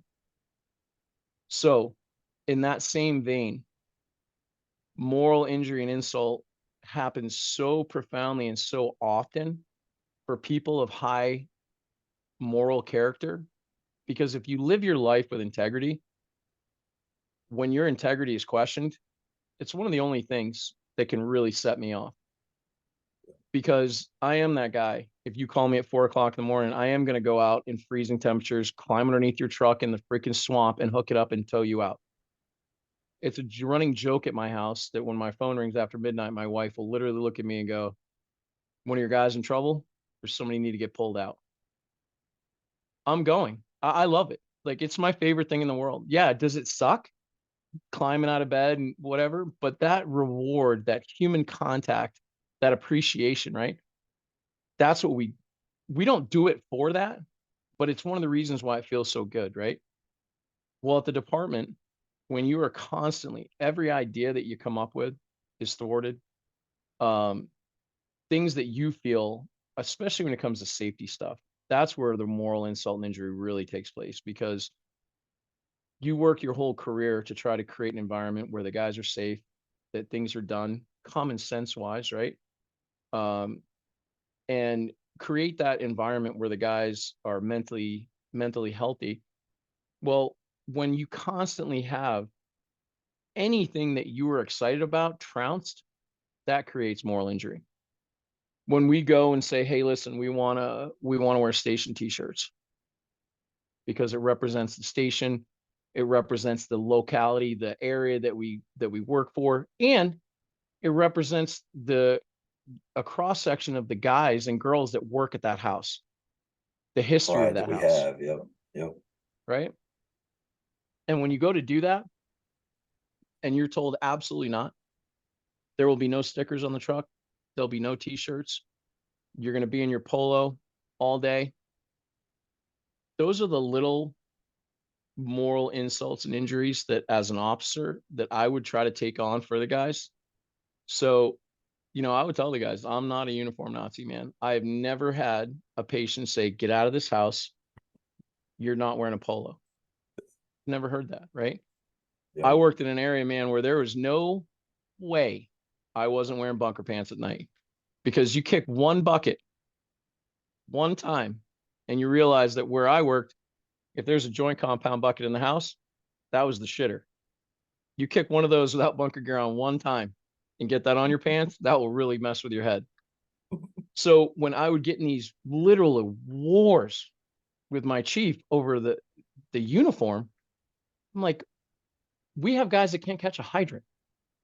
Exactly. Yet you're worrying Yep. about what my pipe hitting badass dudes that Yep. are literally, especially at 31, I had probably one of the best drivers, one of the best firemen. My crew was badass. And you want me to tell one of the most senior guys in the whole freaking department, who's one of the best drivers, that at midnight, when we're running into the ghetto, that he needs to wear a polo with his bunker bottoms? I'm not doing it. It's not a Yep. fight that I'm going to take up. I will take it up with my chief, and I will explain to him, "Hey, listen, there has to be certain things. If we live by every single rule and policy, being a fireman would suck.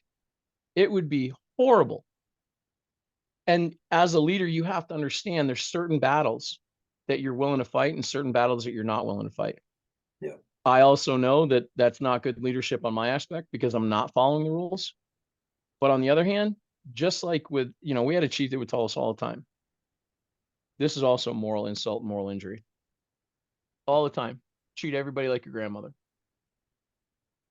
Well, chief, my grandmother has never punched me in the face. She's never shit on me. She's never thrown up on me. She's never thrown a hypodermic needle at me. Yet I show up to these people who, from the second we show up, are telling me to go F myself and get lost. I'm supposed to, just because I am supposed to take the high road, I just have to sit and listen to this. Well, we don't think about the psychology behind that. As a grown ass adult who puts, I'm not going to be dramatic to put our life on the line every day because that's not true. But for someone who at the sound of a electronic whistle, bell, alarm is willing to go out and put themselves, their future, everything they have on the line to go help somebody they've never met just because it's their job, right? Name some other jobs that put you in harm's way as regularly as we do. We can't we can't treat guys and girls the same way in this profession that we do in other professions. Yes, technically it's customer service, but on the other hand, there's a deep psychological tie between your ability to do the job and where you are mentally. You and I both Yeah. know that. There's a direct correlation. If you are suffering moral insult and injury, you are suffering through a traumatic incident, you when you come in on shift, you have to be 100% mentally because you won't be prepared to process any of the shit if you don't. So that means taking an active role every single day and going, all right. I mean, that's why I had, 3 different playlists, a playlist to come home to, or when podcast came on, I started listening to podcasts. But like when I went to work, man, it was just war music, man. I am getting ready to go on shift and I'm going to get pumped up. We're going to train in the morning, blah, blah, blah, blah, blah, blah, blah. My go home playlist is like, just detune it all because I have to go home and be a dad now. Yeah. And I can't treat my kids or my wife the way that I treat the guys at work. Just like I can't treat the guys at work the way that I do my wife or my kids.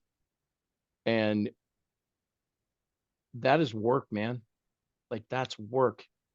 And people understand, when you hear do work, that's everything. It's, I mean,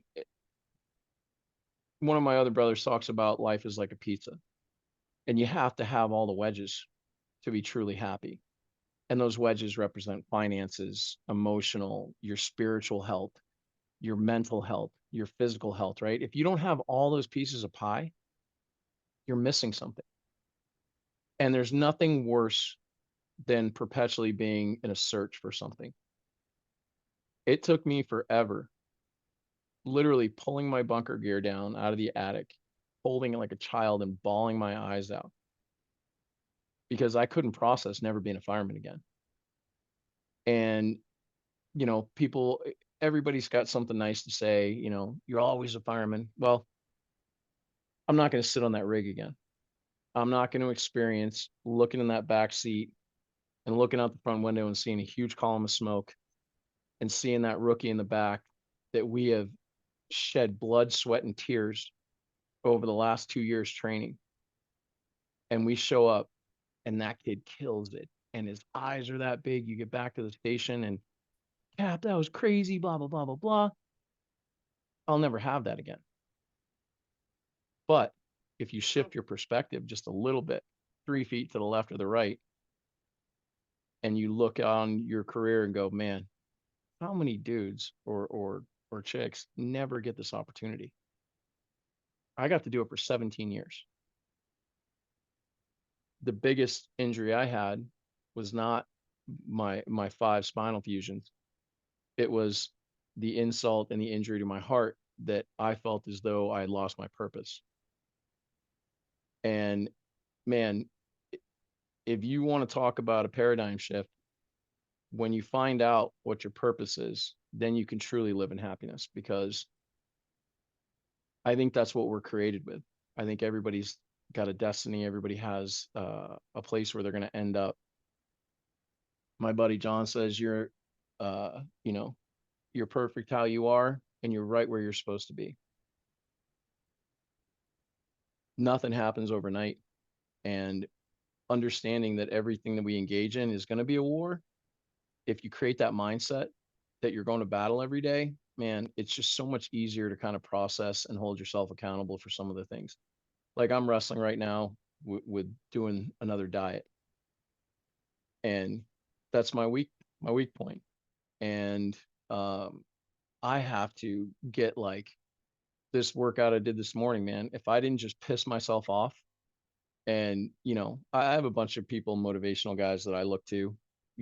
Jocko does this thing where he makes me feel lazy by 5 o'clock in the morning, because he's already put up a picture of this sweat soaked freaking thing with his hands ripped off. And um so when I look at that stuff, I don't want to look at it. I want to lay in bed. I don't want to get up.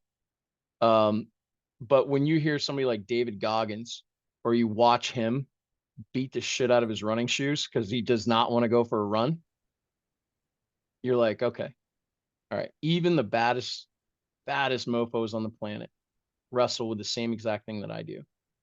Yeah. Because we strive normalcy, right? That was one of the biggest things that killed me as a young guy.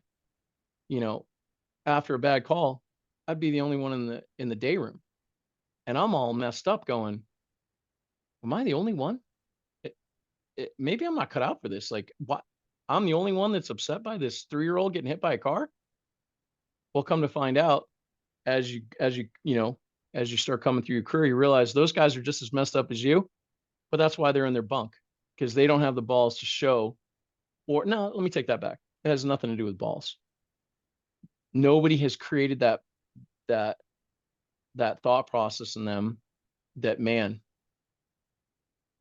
when we talk about bringing up the young guys, there's a whole world to that. It's not just the physical skills. Yeah. It's creating a mental state for them where they can process this stuff and feel comfortable doing it. This has nothing to do with being soft or anything like that. Um, One of my favorite things is educating guys on the fact that it's not even when your parents procreated, it's when your grandparents procreated that your genetic profile is already set in motion. And when I teach this, it's always fun because I'll pick the most ripped, shredded kid in the class, and I'll pull him up to the front and I'll say, okay, me and Jonesy here, we're at the clinic. We both just got diagnosed with high blood pressure. Pretty sure mine is a lifetime of bad decisions. Cheeseburgers, Guinness. That's the reason why I'm hypertensive. But this young buck right here, shredded, he hasn't even had enough time to make these bad decisions. He got fucked by his grandparents. This Yeah. is in your genetic coding, right? They did a study where they studied the grandchildren of Auschwitz survivors. This is really riveting because this allows guys the freedom to understand that being upset and showing emotion has nothing to do with weakness. When you are created, you are going to have a predisposition to either vulnerability or a vigilance to these extrinsic stressors. That's already written in stone prior to you even. You okay?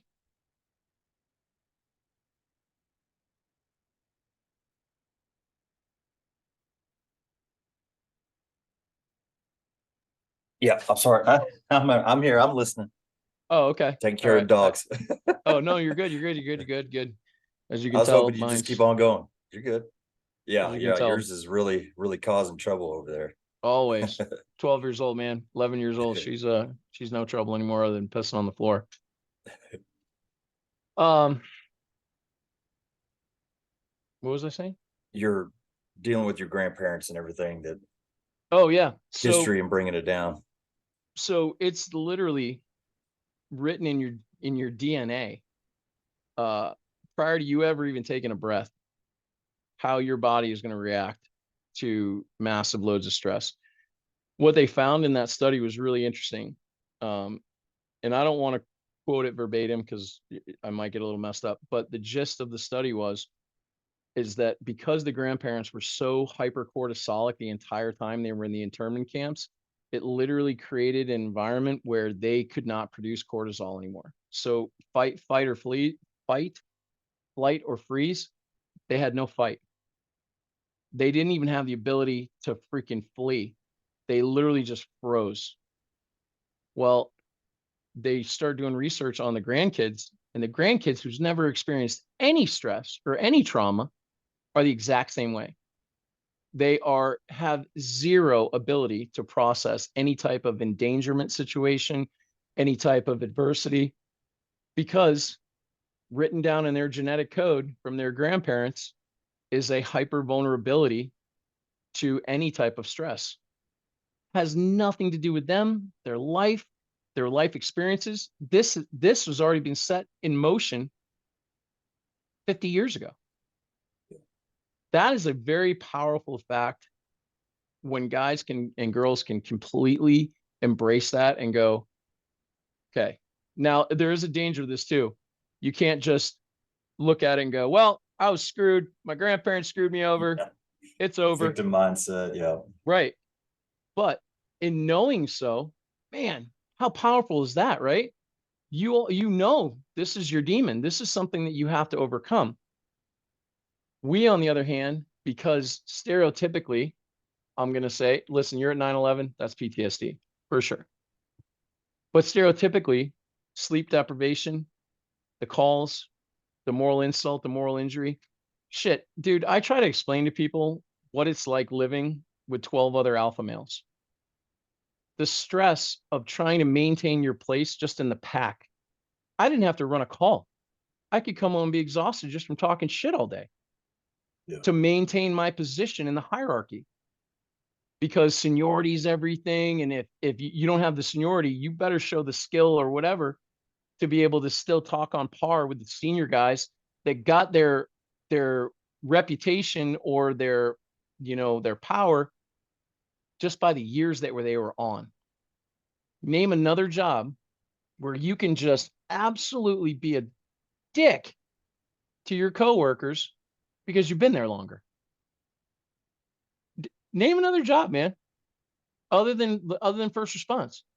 Can you imagine being in an office and being like, "Hey, Rook, better get those TPS cover sheets on. I ain't doing it. I got 10 years in here, bro. You only got 4. Better get on those TPS cover sheets." No, it just doesn't work. You have a specific job. You're responsible for that, and you're judged off of those actions, right? Not in the fire service. We literally have guys that will sit in a recliner all day because they're the senior Jake. And I'm all about seniority, man. I respect the living hell out of anybody that's gone through this torturous career and come out basically unscathed. But again, I have the sneaky suspicion that unless you're willing to do the work and understand the possible pitfalls of this career, the only other way you can deal with it is just completely ignoring the shit's happening. Yeah. So if you're not willing to do that and you're someone like us who has pride and passion, 90% of the decisions that come down from headquarters are moral insults and moral injury Yeah. stuff. Yeah. We feel as though they have no concept of what we're going through. And it is ironic because most of these guys have been in the seats that we've been in. And you're like, how did you forget what this job is about? Yeah. And when did you forget that creating strong leadership and pride and tradition is one of the hallmarks of the fire service? And when you start taking that away from us, we start losing our identity as who we are. And if you're one of those guys like, oh, he's all ate up, dude, I know everything I need to know about you.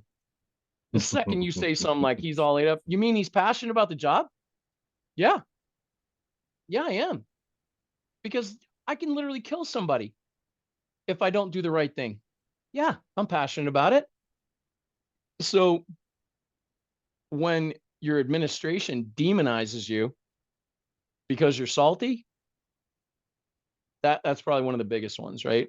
You Yeah. know, there was a whole bunch of us got lumped into a group, and it was impossible to get out of that group. And just one of those things where it's so important that the general populace of first response understands that they're not alone in that fight against everything that we don't believe in, you know? Yeah. You're not alone. Um, there are guys all over the country and girls all over the country that are wrestling with the same exact thing you are. And honestly, man, you, I think, to be completely honest, I think that the moral insult and moral injury is infinitely more important to focus on than even the traumatic incidents. Yeah. Because what we're finding is that these traumatic incidences have a synergistic effect based off of your childhood. So a lot of guys and girls have had pretty significant issues before they even came in the fire service. The calls just exacerbate them. It's Mhm. not the calls. I mean, dude, how many times when you were young? I mean, dude, I used to be covered in blood. The more blood you had on you, that just meant that you had a great shift. And I embraced that. But it wasn't until you get older and you start growing up and you go, man, that was somebody's kid. You Yeah. don't think about that in the beginning of your career. Nobody tells you about that, that there's going to be a paradigm shift halfway through, or that when you have kids, everything's different now. Yeah. That seat on my rescue is open for every pediatric intubation because I was the only kid at the station that didn't have kids. I was the only guy. And they were just little mini adults to me. I didn't have that correlation. I didn't have that relatability. But holy shit, my daughter wasn't even born. My wife was 8 months pregnant, and it started to where I would Yeah. see a pregnant woman or a kid and just start going, man, what happens? What if that happens to my wife? Yeah. But if you don't have that, it doesn't bother you. Mhm. And what we seem to forget, just like when people get in relationships too young, is that we're going to grow. And in that growing period, are our morals and ethics going to align with the departments? Are they going to go away? Same thing with, your girlfriend. Yeah. You get married when you're 18. The chances of you staying married are relatively low. I mean, they're relatively low depending on whenever you got together now, but it's really low because you don't even know who you are yet. How can you be in love with a person and that doesn't even know who they are yet? They're going to change. And Yeah. we don't ever talk to the young guys about this transitional period and these defined moments in life that are gonna 100%, unless you're a sociopath, these milestones in your life are gonna have a dramatic effect on your ability to process shit at work. Yeah. But we don't ever address it. We don't prepare our people for, you know, I've even looked at our careers, and you can literally put them into three or four different. Everybody has the same thing, right? When you get hired, amazing. Your first promotional test, amazing. Um, you remember a whole bunch of milestones in your career. Um, and each one of those is probably very deeply steeped in pride. So without that pride, I don't think that guys are willing or girls are willing to push themselves to the point where they need to be highly proficient at the job. So therein lies, if this isn't something that you're 100% committed to, your ability to deal with this stuff is going to be so low compared to somebody who's Yeah. willing to persevere through it.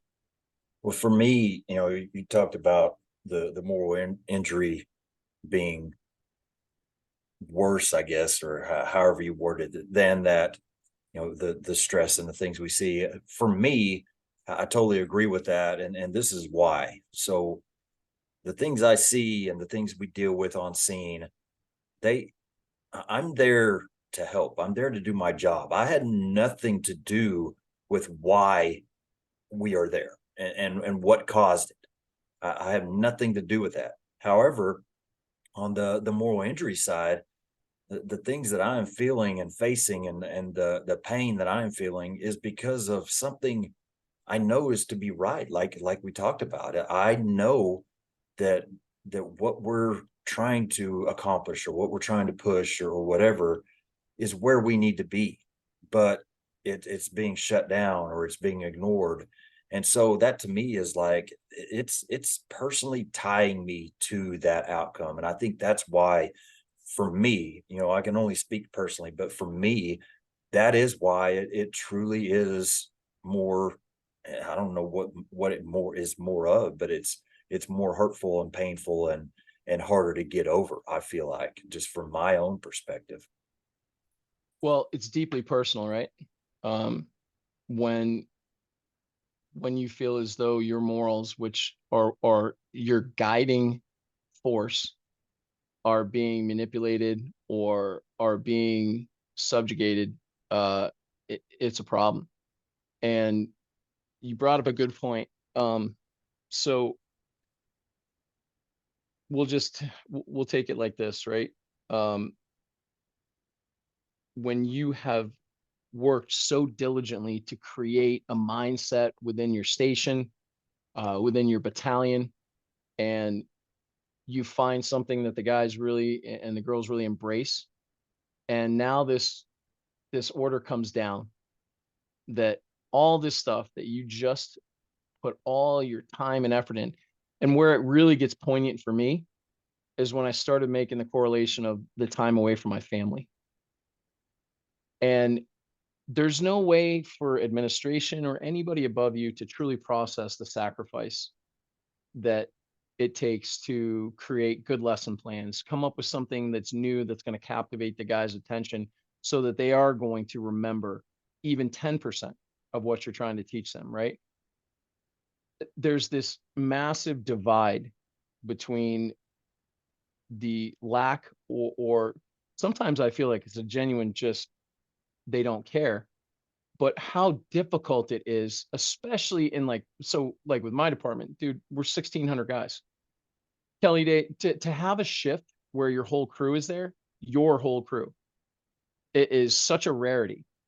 So when you do finally get a group of guys that are not, and especially for us, like with as many people as we have, you got to have a ton of seniority as an officer to bid a decent station.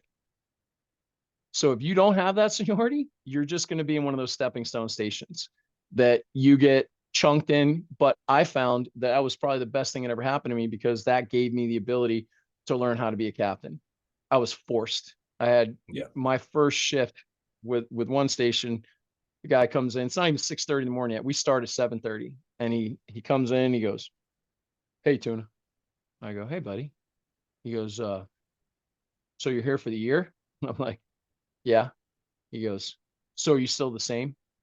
I was like, "Am I still the same? When you so we're gonna be training all day?" And I go, "All right. Well, if that's how you want to start, yeah, we can pull the ladders out right now. But that that's give me some grace. Let me work into this.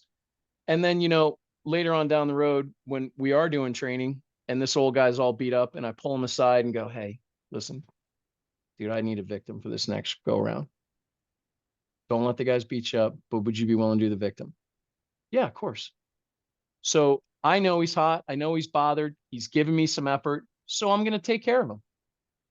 He's not going to have to climb 6 flights this time. And the irony is the very next morning before we leave shift, I get a knock on the door. And same guy comes in, he sits down, he goes, "I know what you did yesterday, Tuna." I go, "Oh yeah, what's that? What did I do yesterday?" He goes, "You took care of me." And he goes, "I'm in. Whatever you want to do, I'm in."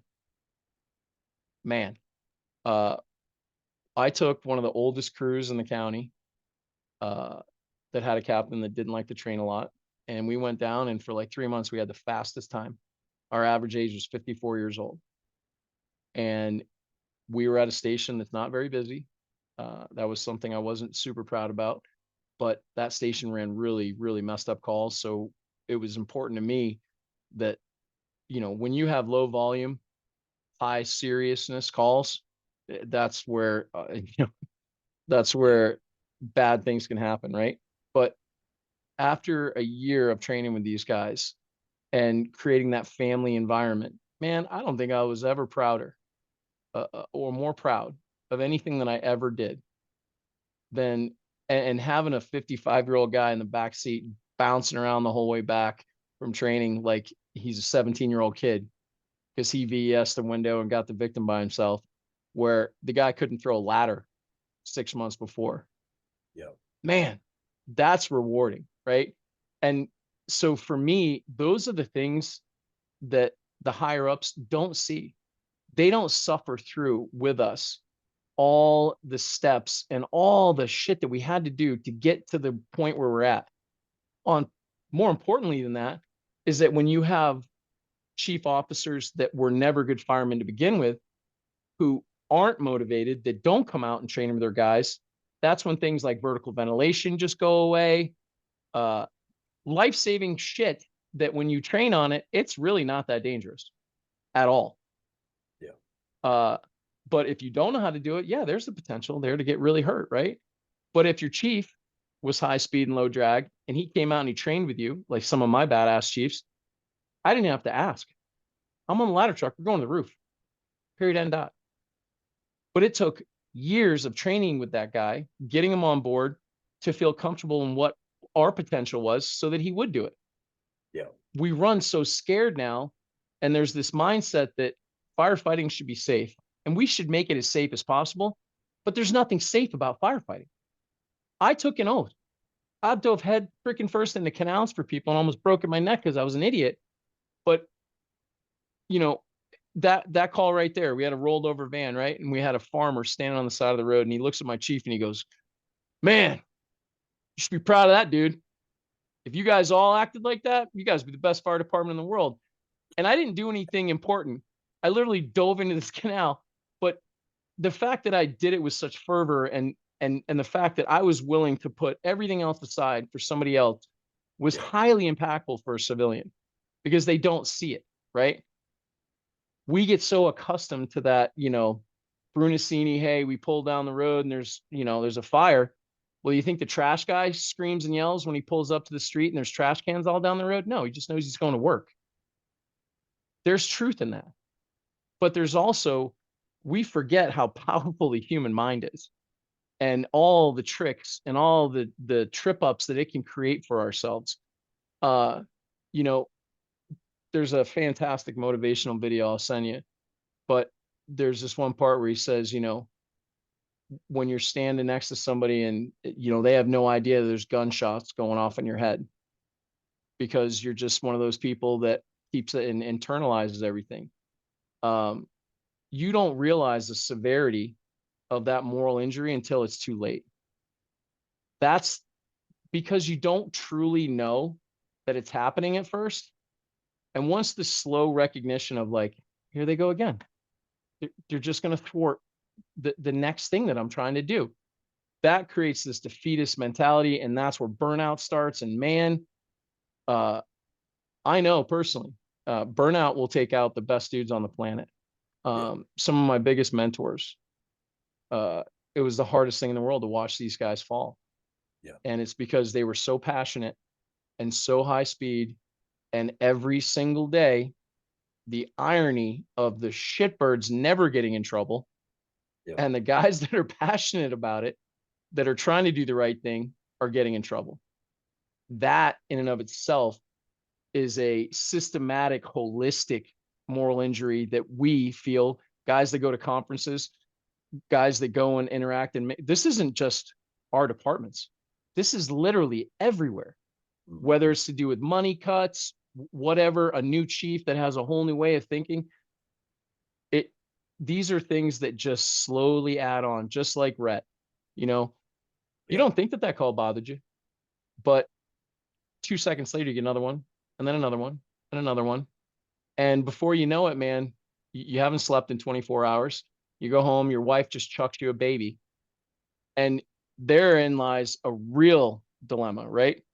Because we have a built in excuse, firemen do. I used to lie to my wife all the time. how was your night? 6 after midnight, man. It was rough. I didn't do shit. But because I didn't have any calls, doesn't take away the mental stress of being there, Yeah. the Yeah. moral injury, all the other shit. I would be mentally exhausted. But the reality is, my wife was home with 2 kids for 24 hours. And that's one of those moments you define it, or the moment's going to define you. That's where you man Yeah. up and take the kid. Or you've established a routine with your wife where you go, listen, it's one of those mornings, man. I just need an hour, or I need 2 hours, whatever. But those are things that we're not taught. We're not even exposed to until we're dealing with it ourselves. And the point that I was going to make is, so one of the biggest things that I feel as though why we're able to be protected on calls and stuff, we have policies, we have protocols, we have SOGs, right? I don't think we're guided by something. There is no protocol book for PTSD. There's no policy book for RET. There's no SOGs for uh mental health. Yeah. There is no SOG on how we take care of ourselves. There's SOGs on every other mother loving thing on the planet, but we haven't made the correlation that our mental health and our physical health directly correlates to our ability to do the job. And if we did, our focus would be so different. Um, and I think that's something that's really important, is like just the ideology of RET, the repeat exposure, right? It doesn't even have to be repeat exposure trauma. It can just be repeat exposure stress. Not, one of the funny things that you think about, like that we don't ever think about, right? One of the extrinsic stressors is so profound is heat. Dude, I ask guys, I'm like, you ever worked in extended extrication in the summer in Florida? What's what's the mindset on that scene? Everybody, after 20 minutes, the frustration is so bad. Everybody's barking at everybody. Everybody's on edge, and nobody can understand why. Well, it's because you haven't eaten today, and it's 100 and freaking 4.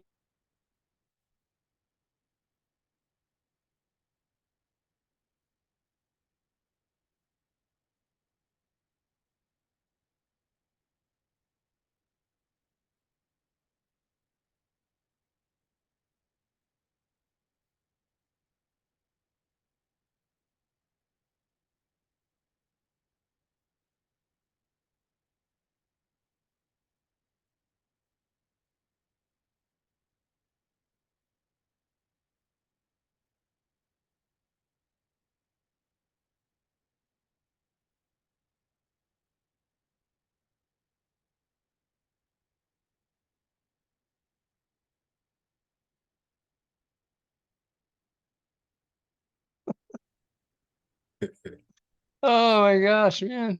This is gonna be one for the ages. So that's all. I think one of the biggest things that should be a focus in the fire service right now is the moral insult and injury, because it Yeah. affects probably your highest performing guys the most. Yeah.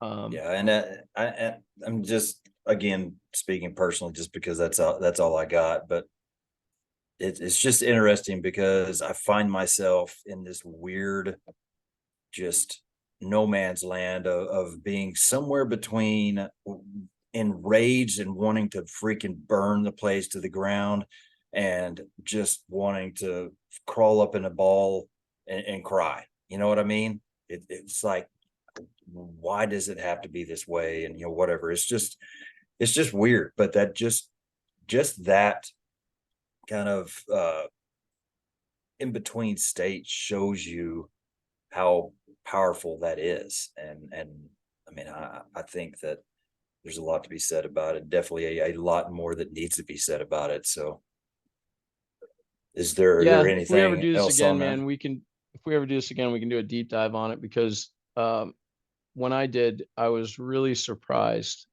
at the severity of the consequences of it. Yeah. Um, and we just snooze on it because it doesn't, we just, it's so easy to compartmentalize that and go, oh, you're just pissed at administration. Yeah, No, it exactly. has Yeah. nothing to do with that. Yeah. Yeah. And And that's be, why I said that at first, is because I see that so easily just kind of pushed under the rug as throwing a fit because you don't get your way. And Yep. it's so That's the not even umbrella, right? close. That's the umbrella Yeah. excuse that um, is one that if you care and you want to know, we can easily explain our mindset. Yeah. But you don't want to know our mindset because our Yeah. mindset exposes the deficiency in you. Yeah. So we don't want to talk about that. But what we want Yeah. to talk about is the fact that, you're so ate up and if you don't get your way, you're going to bitch about it. Well, yeah, I am, because it's important. Yeah. And we all know the squeaky wheel is the one that gets the oil, right? Uh, I've sat by idly before on important issues simply because of the fear of retribution. And, once you get some seniority and you get a couple of bugles, you lighten up a little bit on, defending your moral stance, and you have a little more credibility to do so. But that shouldn't be the case. Yeah. You shouldn't have to have seniority. You shouldn't have to be an officer to be heard. That's if we started listening to our young guys. I mean, one of the biggest cases in point is the new generation, right? I would have old guys lose their shit because they're like, these guys just want to ask questions. Like, yeah, they do. That's how you Since they've been learn. born, they've had this magical plastic electronic box that Yeah. anytime they've had a question, it's immediate. They they're inquisitive. Wouldn't you rather have them be asking you questions about fire than on their phone? Be excited, man. This is your Yeah. this is your role as a senior Jake, man. Answer these questions. And when you realize that they're actually, because everything has been explained to them, faith is not a part of the new generation. I don't know how many things I was told, just believe in it. Well, it's not.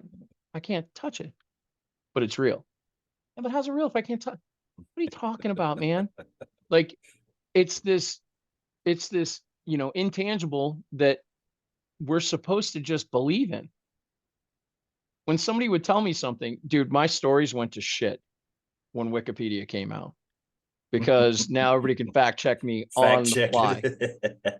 So like my tuna tales went from like tuna tales to like tuna stories to tuna mini stories because guys would be like, Hang on a second. Let me check that. camel spiders do not run 38 miles an hour. I'm like, whatever, they're fast. I just threw that in there because it's dramatic, dude. I was born in the wrong time, man. I should have been born in the 1800s on a whaling ship, being that guy who sits around the barrel at night telling stories. Spinning yarns. Yeah, I'm a yarn spinner, man. And so with that vein of thought, though, you don't realize how intelligent these kids are. Yeah. And a lot of it's just useless shit. Yeah. But I mean, my son can tell you right now, every freaking dinosaur on the planet, and he's 6. He knows about all kinds of stuff, and his vocabulary is like that of and he knows it in context. And that's from being on the iPad and watching his nature shows. And I didn't have any of that. There was none of that. Your nature show is go the hell outside. So I only knew. So like the first time I saw an elk, I was like, what is that? That doesn't look like a deer. Well, dude, unless somebody told me what an elk was and I went to the library and fought the Dewey Decimal System, I wasn't going to find a picture of what an elk looked like. But Yeah. now they're like, oh, a Tasmanian rainbow river dart. Oh, okay, cool. Cool. I know what that is. Dude, you would never know what that is. Yeah. But at the end of the day, these kids are so saturated with the idea of why. I started realizing, man, there's legitimate value in explaining why we do something. Yeah. That in and of itself, and that's where the moral integrity comes in too, right? If you know that what you're doing is right and you know why you're doing it, man, you can really stand in your truth then. Yeah. But when someone calls on you and goes, why are you doing that? That's the worst feeling in the world. Going, I don't know. I don't know why we do this. And it all goes back to those chimpanzees, right? I mean, that's one of the most riveting things I've ever heard. They've got 8 chimpanzees in this big cage, and every time they go up to Mm-hmm. grab the fruit, they blast them with the ice water, right? And then every day they pull out one of the monkeys and they put a new one in. And it literally took 2 or 3 days for these guys to self-regulate something. And after 8 days, not not one of those chimpanzees had ever been sprayed with water. But they don't go Still, up there yeah, because somebody else told them. yeah. The first time, dude, it's horrible. That first chimpanzee goes up there and they're like, "Where are you going, dude? You're gonna get sprayed with water, bro." The monkey's like, "I've never been sprayed with water. I don't even know what water is. I don't know what you're talking about. I'm telling you, go up there, bad shit's gonna happen, dude. Don't go up there." And then that same monkey, 8 days later, is telling the new monkey, "Don't go up there, man. There's bad shit going on. I don't know what it is, but I've been told it's horrible." And they live their life like that, Yeah, just based off of and never finding out for yourself. That is very terrifying because if you can't figure it out for yourself, how do you defend what you're doing? You yeah, don't even know why you're doing it. So I think it's magical, and it does expose some of the things that I like it, because I can't tell you how many times somebody's asked me, "Well, why do we do this?" And I'll go, "I'm gonna get let's back to go you." figure it out. That's a great question, man. I don't know. I've been doing it like that my whole career. That's what they taught me, and I'm a product of my environment. Yeah. But how it and dude, when I came up, there you weren't asking questions like that. Oh yeah. Just do what I tell you to do. Don't be a lippy freaking proby piece of shit. Listen. Oh, you're talking? That's weird. Nobody talked to you. Why are you talking? Like, how do you want me to thrive in this Yeah. environment where until I get 3 years on, then I can open my Hmm. mouth? Dude, I learned so much shit teaching these kids in Recruit Academy who some guys like, he's a rookie. I'm like, bro, this guy retired from Fort Lauderdale with 29 years on as a special operations captain. He ain't a rookie. He ain't a probie. Dude, when that guy I'm talking about, he would come to my station, they'd run a call, and I would have done all the chores, and he would lose his mind. "Cap, what are you doing?" I'm like, "No big deal, Cap." He goes, "You can't call me Cap." I'm like, "You got 15 years on me, bro. I'm gonna do the chores. You're literally 14 years seniority on me. I don't care that in my department, you've only got 8 months on. Yeah. You've been doing this fire service career twice the amount of time I've been doing it. I will show you the respect that you deserve. You're not going to be Yeah. mopping the fucking floors, period, end dot." And that guy never told a soul, just came in because he's a good fireman. He knows how to play the game, you know? And kudos to him for going through our recruit academy at freaking 48 or 49 years old. He's a warrior. But he is like the case in point where you look at it and go, he gets it. Yeah. Like he 100% gets it. And then Yeah. you give that guy the leeway, you know? The other guys that don't get it and don't care might be a little harder on them. Yeah. But what Well, else? I definitely want to. I think another time having you on and just digging into that, those areas would be good, just because I know there's a lot more there, and Oh like I yeah. said, I think it needs to be talked about, and it needs to be shared. So for sure, get you back on for that. We've been going what, probably a little 2.5 hours ish. So I think you've even beat Rick out for the longest episode. So Well, is there anything else? there was never gonna be a risk that I wasn't gonna be the longest. He won't be There surprised if that's what you're no. saying. Uh the guys on the on the following shifts, um w- when the call would drop at 9 and they're going, "Fuck, I gotta put my shit on the truck. I got tuned it again." Because I'm just sitting in there telling them stories and that's why I show up an hour early to shift so I can tuna tail it up and then, but like I told you the other day, man, that's some of the most rewarding times that I have. That's probably one of the things I miss the most. Is that kitchen table, you know. Yeah. That was a powerful thing. Well, what else did we not touch on that you want to get out there? I mean, not that this is going to be your last time on, but is there anything that you wanted to for sure not forget? Yeah. So um I had told you that I had that idea for just running up to people in the middle of the street with a camera and a microphone and go, "You got 20 seconds. What do you want to tell the world?" Right? Um, because just like we talked about, I can't tell you um, how thankful I am to have you in my life and to have this opportunity to share my story. Um, and there was a period of time where uh, I'm not really big on accolades or anything like that. Um, so for me, just to be on here is very humbling. But one of the things that I do want to convey before we wrap this up is that it does not matter how deep you are in that hole.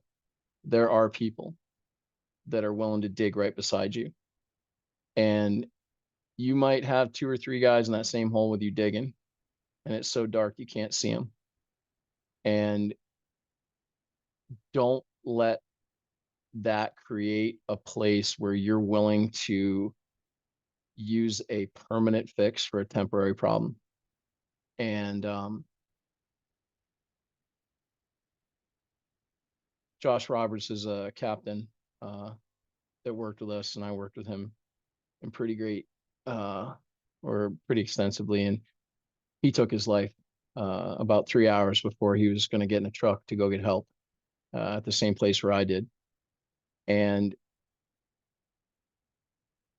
a couple months later, I get a video from his wife of his daughter's dance recital. And having known Josh, I know exactly how much he loved his kids.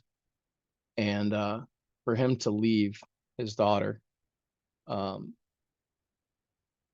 maybe that might be able to give you an inkling of a clue of how profound the fight was that he was involved in. And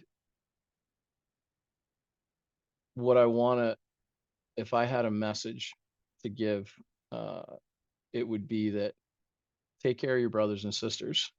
Um, this is not a job that is a 9 to 5, take the daily cash receipts to the bank. Um, there are consequences and repercussions for your actions that have great severity.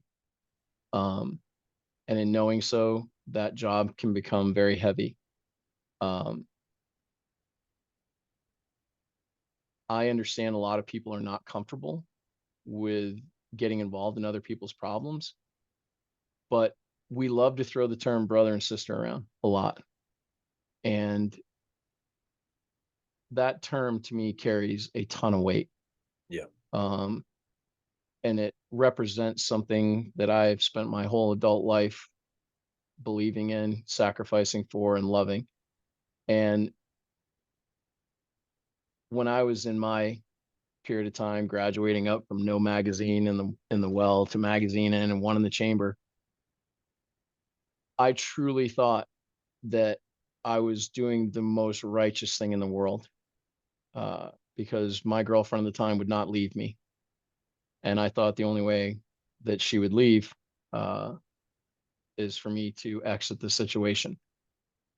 And it's so terrifying now to look back on that and go, man, how would you ever get in a position where you think taking your life is going to be the answer?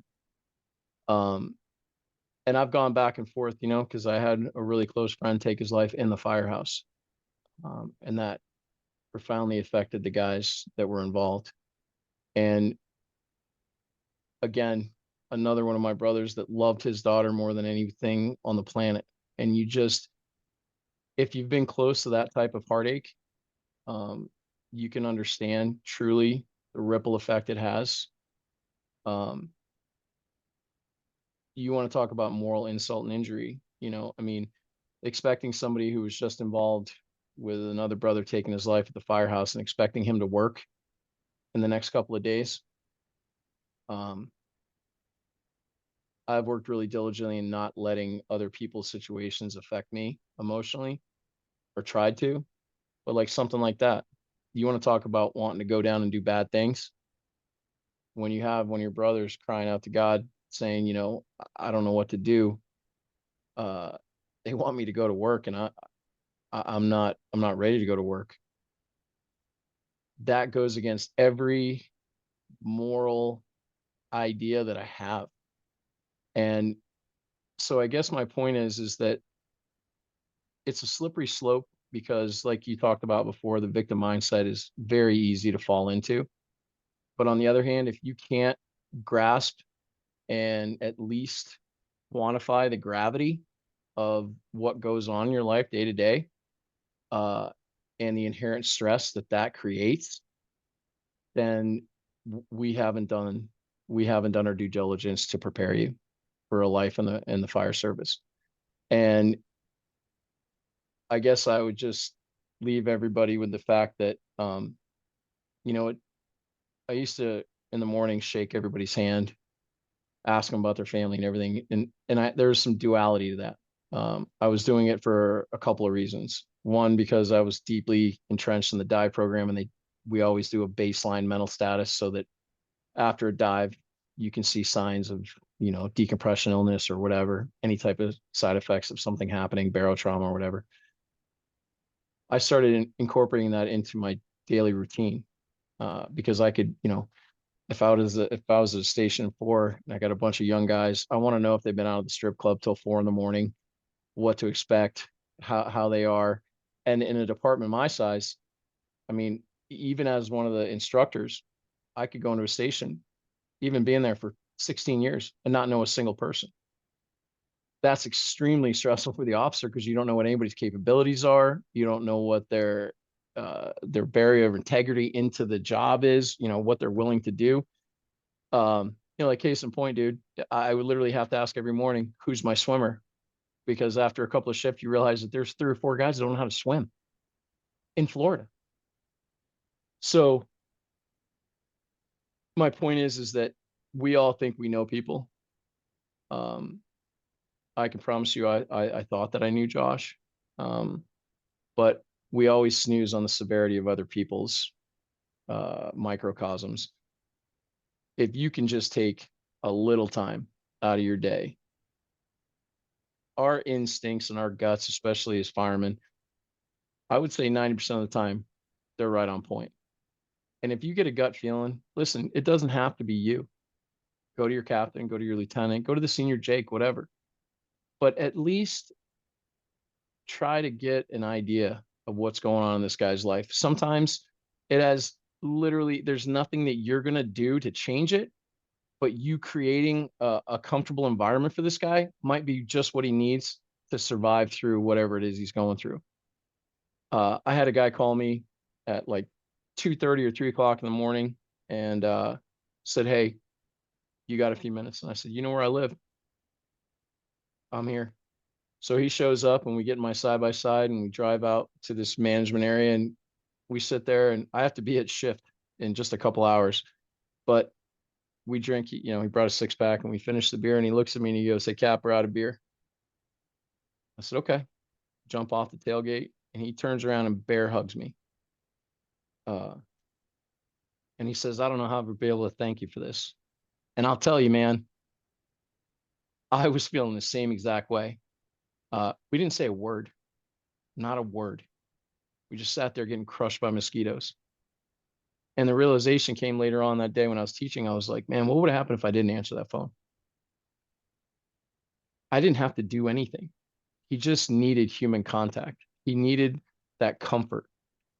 And if I do come on again, one of the other massive topics I want to talk about is masculinity and the perception of what that looks like, what's acceptable and what's not. Because, when you have to try to hide who you are because it's not socially acceptable, or everybody at this point in life, for some freaking reason, has an affinity to judge everybody else, that creates a really confusing environment for a young fireman.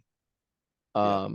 You're trying to make a whole bunch of people happy, yet you're also going through things every single day. We're not even talking about life. Life is hard enough as it is. You start throwing a group of guys that think that you're a whatever you want to call it because you got emotional after a call. What do you think that guy's going to do from now on? He's just going to internalize that. And we both know that's the root of all evil. And so I guess my thing that I'm trying to convey in a really roundabout, horribly diluted way is, if you have the capacity to do so, and you're going to be bullshitting about something that's stupid anyways, if you have a feeling, just talk to the person. Just even if it's just being non shit talking for 30 minutes, step outside of that whole aura of what we think we're supposed to be and be a human being, because you do that for one of your other friends. But because we have this stigma about PTSD and about our mental health, I mean, shit, dude, we as firemen have way more leeway than law enforcement officers do because they carry a firearm. Those guys literally internalize everything, because the second you say that you're not okay, see you later. Dude, I don't know how many guys I know that are on ketamine and they're on shift. How many guys that are microdosing mushrooms? And kudos to the department for allowing that, because it's huge. I mean, it's saving guys' lives.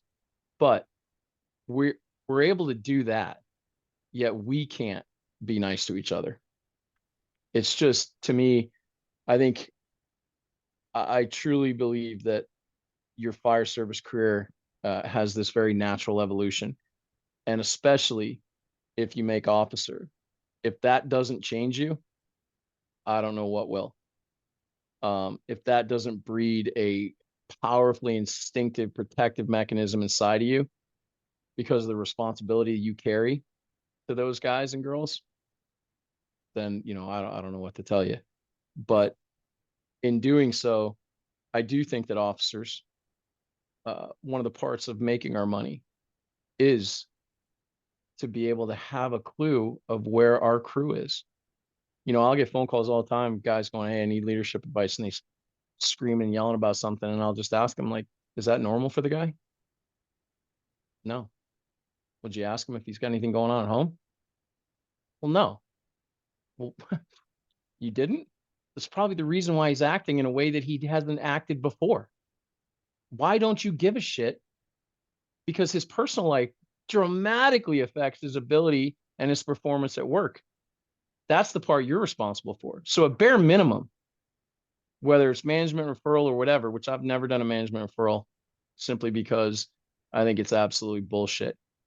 You should be able to create a relationship with somebody and illustrate to them their need to go get help before forcing them. I can't, I know that my buddies that have been forced, man, it's a really negative mindset going into whatever EAP or whatever it is they're making you do. You're going to tell them whatever you need to tell them to make this go away as fast as possible.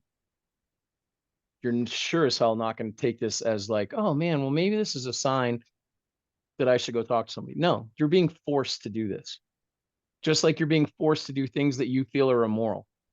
Yeah. That's where the problem exists. And until we start treating each other like human beings, knocking off the sarcasm, sarcasm's awesome in certain senses. But when you're constantly attacking someone else, we both know, man, everybody's human.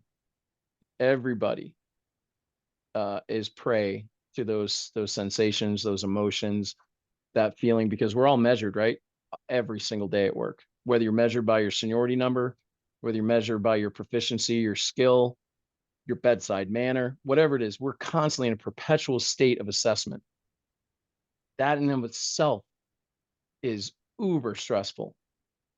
So allowing people to understand that there's this whole world of ambient stress that we deal with, that if you start managing those ambient levels of stress, it will dramatically affect your ability to process and do the things that you need to do at work. And that's a holistic approach, man. That's friends and officers being involved. And that's why it's so important. Like one of my buddies I love, Jason Martino, dude, doesn't matter if he's a battalion chief, a captain, he's taking his crew out. His crew comes to his house for dinner. Those guys will take a bullet for him in a heartbeat. When they do training, he out trains physically every one of those guys because he's passionate about it. He shows the love towards them. He brings them to their house so that he knows their families, so that you feel, dude, we had a chief that literally knew every fireman's name in our department.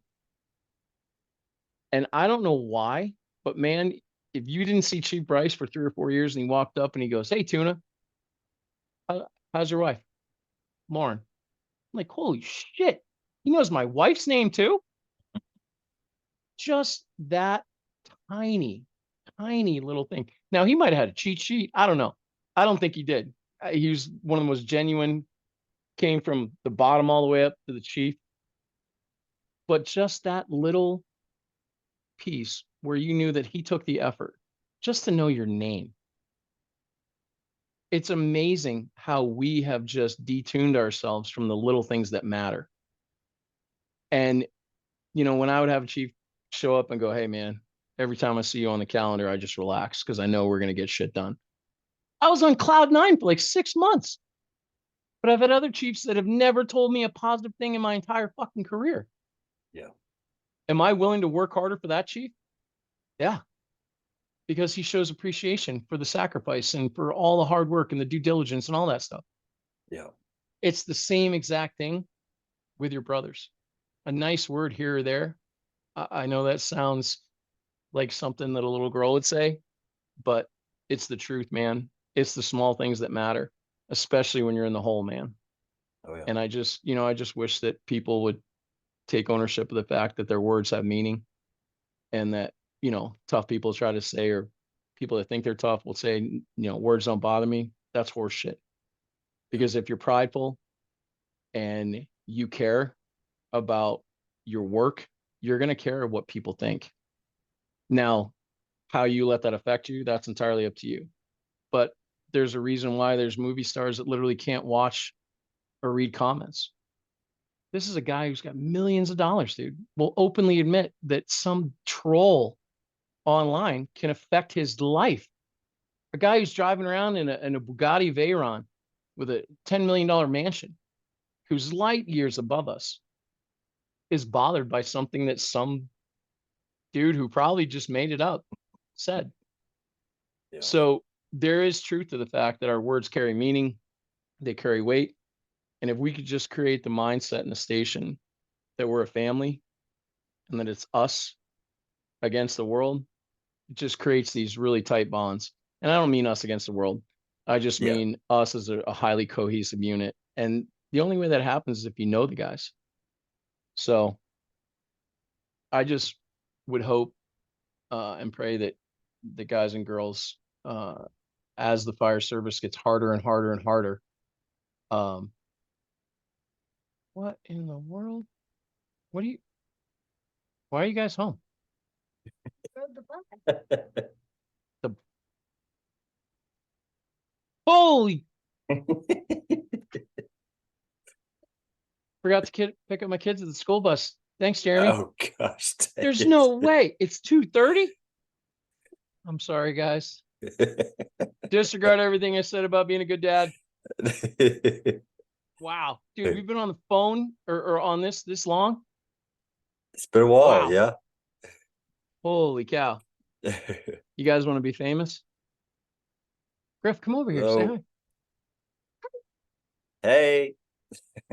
Hello. All right, get out of here. But no, I appreciate your A time, little bit. man. I love just hearing your heart. You're a guy with a gigantic heart. I love the vulnerability and everything else. You've taught me a lot in all of those areas just in a short amount of time. So I really appreciate you and everything you do, and thankful to have you in my life. So enjoyed the conversation, and I hope that a lot of people hear it. And I do, and I'm writing notes here just for the next time that I have you on, just because there's a lot of, that we didn't even get to talk into. So definitely have you back to get into more of that as well. But I appreciate it, and go say your apologies for for missing. All right. But Well, I'm going to take this opportunity to. Uh, you've been saying nice things. To all your listeners, man. This is something you should be listening to, because this guy gets it probably more than anybody I've ever met. And you it is crazy that we've known each other about a year. And I literally consider you like right up there in my top five, man. And you definitely push me every day to be better. and just very thankful to have you in my life as well. And we never even talked about DHP, but Oh, I no. will tell you that the one thing that I would say is that we talk about our tribe, right? And I had never truly understood what that term meant until you guys. And you said something the other day. I've never been a part of something that after a week of being with the guys, hey, Shy, I'm on a podcast that's going to be viewed by people. Can you please go? I love you. Bye. Is that how powerful it is when you find your tribe? And that everybody has a tribe. But when you find your tribe, I literally cry my eyes out driving home from teaching with you guys because I don't want to leave you guys. That if that doesn't say something, I don't know what else will convey to you appropriately the love that I have for you guys. And I think there's a myriad of things too. Even with my back, just being around Hose and volunteering my time, just brings me back to a really good place. And you represent that for me. Mark represents that. Rick, Army, all those guys. When you find a group of people that literally make you want to be a better human being every time you're around them, spend as much time as you can with them because it does nothing but create just good things. So thank you again, Jay, for having me on, man. I'm humbled in a way that I can't properly articulate to you. And I just thank God all the time that I've got you guys in my life because you guys have helped me through a lot of hard times and inspired me to do some things that I probably wouldn't have done. So thank you very much. I really appreciate the opportunity to be on. You bet, man. I look forward to getting you out there a little bit more. So it was a good conversation, and had some deep stuff, had some fun stuff, and so just about what I would expect it to be. So until next time, I always have said, do work, stay humble, that stuff, and I've almost kind of, I think this is a good time to maybe change that up just because of the conversation today and some things that I've been dealing with in my personal life here lately. So we're going to change it up, and I'm going to say from now on that until next time, look forward to getting back on and sharing my story and others with you. But until then, just know that we will not lower our standards just because others refuse to raise theirs. So thank you for your time. I love it.